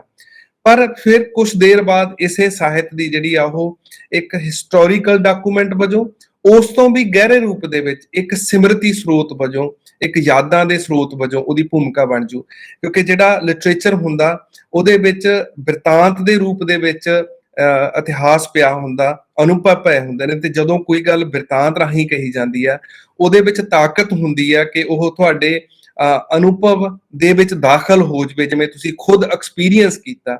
ਤਾਂ ਪ੍ਰਵਾਸੀ ਸਾਹਿਤ ਸਾਨੂੰ ਸਿਮਰਤੀਆਂ ਦੇ ਰਿਹਾ, ਯਾਦਾਂ ਦੇ ਰਿਹਾ ਕਿ ਕਿਸ ਤਰ੍ਹਾਂ ਉਹ ਲੋਕ ਜਿਉਂਦੇ ਸੀ, ਕਿਸ ਤਰ੍ਹਾਂ ਦੇ ਅਨੁਭਵਾਂ ਦੇ ਵਿੱਚੋਂ ਨਿਕਲਦੇ ਸੀ, ਤੇ ਅਸੀਂ ਇੱਕ ਤਰ੍ਹਾਂ ਨਾਲ ਪ੍ਰਵਾਸੀ ਪੰਜਾਬੀ ਸਾਹਿਤ ਤੋਂ ਪ੍ਰਵਾਸ ਦੇ ਇਤਿਹਾਸ ਦਾ ਸੱਭਿਆਚਾਰਕ ਖਾਸਾ ਵੀ ਅੰਦਾਜ਼ਾ ਲਾ ਸਕਦੇ ਹਾਂ। ਜਿਵੇਂ ਬਲਿੰਗ ਦਾ ਨਾਵਲ ਪਿੱਛੇ ਜੇ ਆਇਆ ਸੀ, ਰਿਜ਼ਕ, ਜਾਂ ਹਰਜੀਤ ਅਟਵਾਲ ਹੋਰਾਂ ਦੇ ਨਾਵਲ ਇੱਕ ਵੱਖਰੀ ਰੂਪ ਦੇ ਵਿੱਚ ਆਏ ਸੀ, ਅਕਾਲ ਸਹਾਇ ਜਾਂ ਆਪਣਾ, ਕਿ ਇਹ ਨਾਵਲ ਉੱਥੇ ਬੈਠਾ ਬੰਦਾ ਜਦੋਂ ਆਪਣੇ ਮੂਲ ਨੂੰ ਯਾਦ ਕਰਦਾ ਤਾਂ ਉਹ ਕਿਸ ਤਰੀਕੇ ਨਾਲ ਸਿਰਜਦਾ, ਕਿਸ ਤਰ੍ਹਾਂ ਦੀਆਂ ਚੀਜ਼ਾਂ। ਮੰਨ ਲਓ ਕਿ ਅਸੀਂ ਹੀ ਮਹਾਰਾਜਾ ਦਲੀਪ ਸਿੰਘ ਤੇ ਨਾਵਲ ਲਿਖਣਾ, ਇੱਧਰ ਬੈਠੇ ਲੇਖਕ ਨੇ ਲਿਖਣਾ ਤੇ ਉੱਧਰ ਬੈਠੇ ਲੇਖਕ ਨੇ ਲਿਖਣਾ, ਤਾਂ ਉਹਦੇ ਵਿੱਚ ਫਰਕ ਹੋਊਗਾ, ਕਿਉਂਕਿ ਉਹਦੀ ਸ਼ਨਾਖਤ ਦਾ ਖਾਸਾ ਮਹਾਰਾਜਾ ਦਲੀਪ ਸਿੰਘ ਨੂੰ ਵੱਖਰੀ ਤਰ੍ਹਾਂ ਨਾਲ ਦੇਖ ਰਿਹਾ, ਇੱਧਰ ਬੈਠੇ ਲੇਖਕ ਤੋਂ ਵੱਖਰੀ ਲੇਖਕ ਤੋਂ ਦੇ ਮੁਕਾਬਲੇ।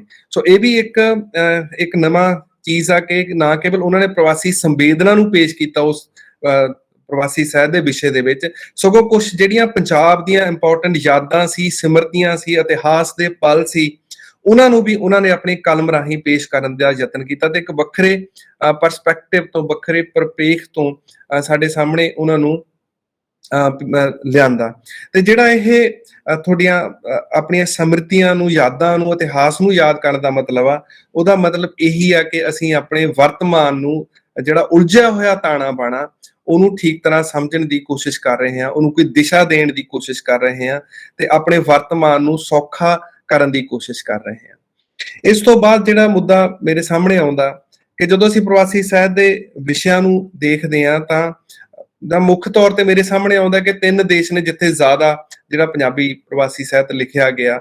ਇੱਕ ਇੰਗਲੈਂਡ ਆ, ਚਾਹੇ ਉਹਨੂੰ ਬਲੈਤ ਕਹਿ ਲਓ, ਦੂਸਰਾ ਅਮਰੀਕਾ ਤੇ ਤੀਸਰਾ ਕੈਨੇਡਾ ਹਨ। ਤੇ ਇਹ ਤਿੰਨੇ ਜਿਹੜਾ ਜਗ੍ਹਾ ਤੇ ਲਿਖਿਆ ਗਿਆ ਸਾਹਿਤ ਆ, ਇਹਦੇ ਵਿੱਚ ਕੁਝ ਸਾਂਝਾ ਵੀ ਨੇ ਪਰ ਕੁਝ ਵੱਖਰਤਾਵਾਂ ਵੀ ਨੇ। ਇਹ ਵੱਖਰਤਾਵਾਂ ਦਾ ਇੱਕ ਮੇਜਰ ਕਾਰਨ ਇਹ ਹੈ ਕਿ ਜਿਹੜਾ ਹੋਸਟ ਕੰਟਰੀ ਆ, ਉਹਦਾ ਜਿਸ ਤਰ੍ਹਾਂ ਦਾ ਵਿਚਾਰਧਾਰਕ ਤਾਣਾ ਬਾਣਾ ਹੈਗਾ, ਜਿਸ ਤਰ੍ਹਾਂ ਉਹਦੇ ਸਿਸਟਮ ਦਾ ਤਾਣਾ ਬਾਣਾ ਹੈਗਾ, ਉਹ ਉੱਥੋਂ ਦੇ ਲਿਖੇ ਜਾ ਰਹੇ ਪੰਜਾਬੀ ਸਾਹਿਤ ਦੇ ਵਿਸ਼ਿਆਂ ਨੂੰ ਪ੍ਰਭਾਵਿਤ ਕਰਦਾ।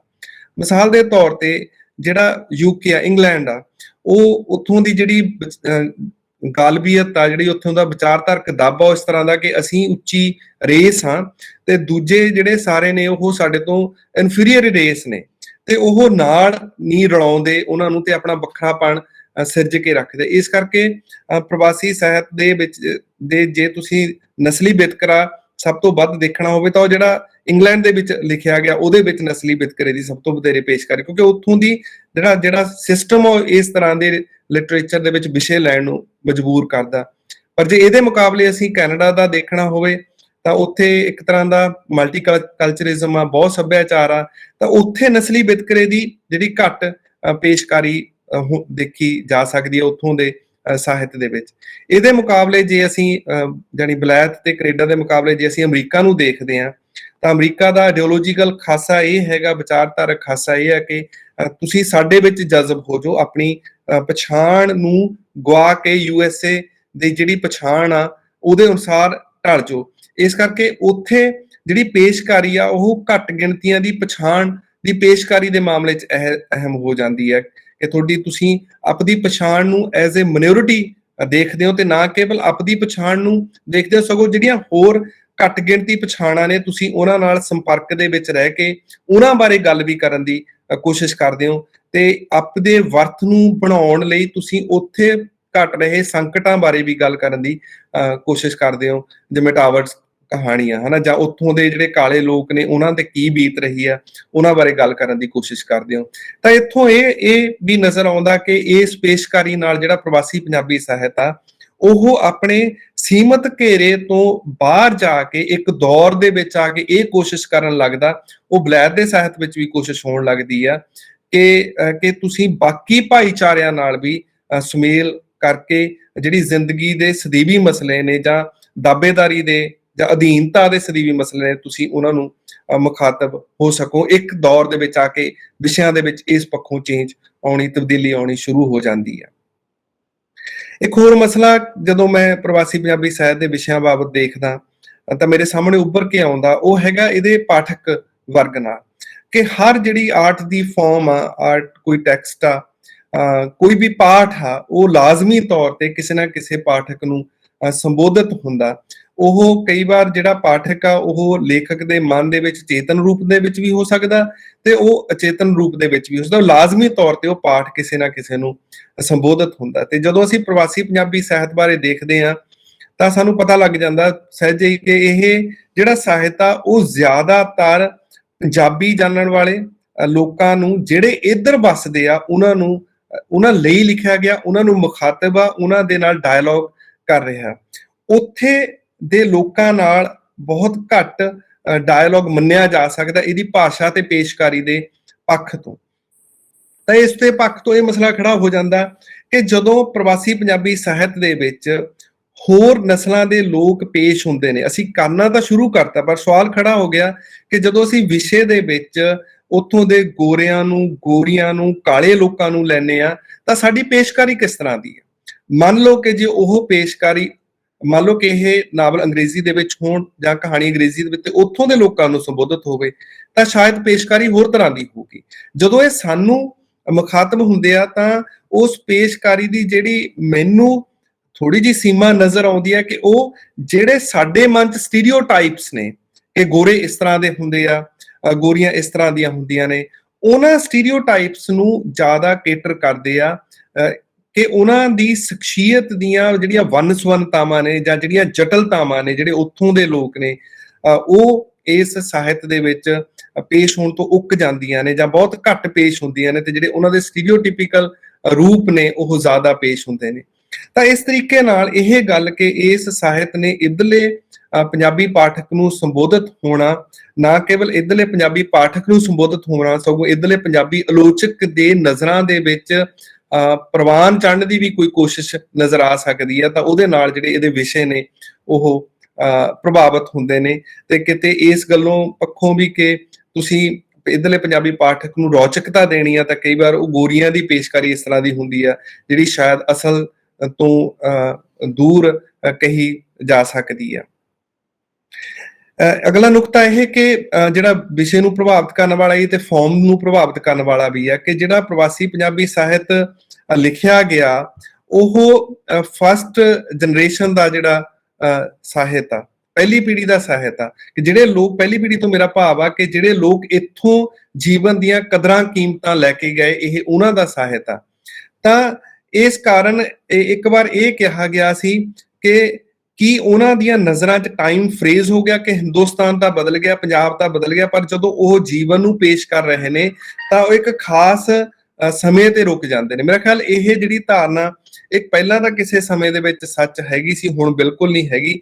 ਹੁਣ ਲਗਾਤਾਰ ਉਹ ਸੰਵਾਦ ਦੇ ਵਿੱਚ ਨੇ, ਉਹਨਾਂ ਨੂੰ ਪਤਾ ਲੱਗਦਾ ਰਹਿੰਦਾ ਕਿ ਜਿਹੜੀਆਂ ਚੀਜ਼ਾਂ ਨੇ, ਤਬਦੀਲੀਆਂ ਨੇ, ਉਹ ਵਾਪਰ ਰਹੀਆਂ ਨੇ, ਪੰਜਾਬ ਦੇ ਵਿੱਚ ਕੀ ਹੋ ਰਿਹਾ, ਸਾਰੇ ਭਾਰਤ ਦੇ ਵਿੱਚ ਕੀ ਹੋ ਰਿਹਾ। ਪਰ ਇਹਦੇ ਬਾਵਜੂਦ ਇਹ ਗੱਲ ਵੀ ਸੱਚ ਆ ਕਿ ਉਹਨਾਂ ਕੋਲ ਜਿਹੜਾ ਚੀਜ਼ਾਂ ਨੂੰ ਪੇਸ਼ ਕਰਨ ਦਾ, ਵਿਸ਼ਿਆਂ ਨੂੰ ਪੇਸ਼ ਕਰਨ ਦਾ, ਜਿਸ ਵਿਚਾਰਧਾਰਾ ਦੇ ਵਿੱਚ ਉਹ ਵਿਸ਼ਿਆਂ ਨੂੰ ਗੁੰਨਦੇ ਆ, ਉਹ ਜਿਹੜਾ ਨਜ਼ਰੀਆ ਉਹ ਮੂਲ ਵਤਨ ਨਾਲ, ਮੂਲ ਵਾਸ ਨਾਲ ਜੁੜਿਆ ਹੋਇਆ, ਉੱਥੋਂ ਦੀਆਂ ਕਦਰਾਂ ਕੀਮਤਾਂ ਦੇ ਮੁਕਾਬਲੇ ਉਹ ਉੱਥੋਂ ਨਾਲ ਘੱਟ ਜੁੜਿਆ ਹੋਇਆ।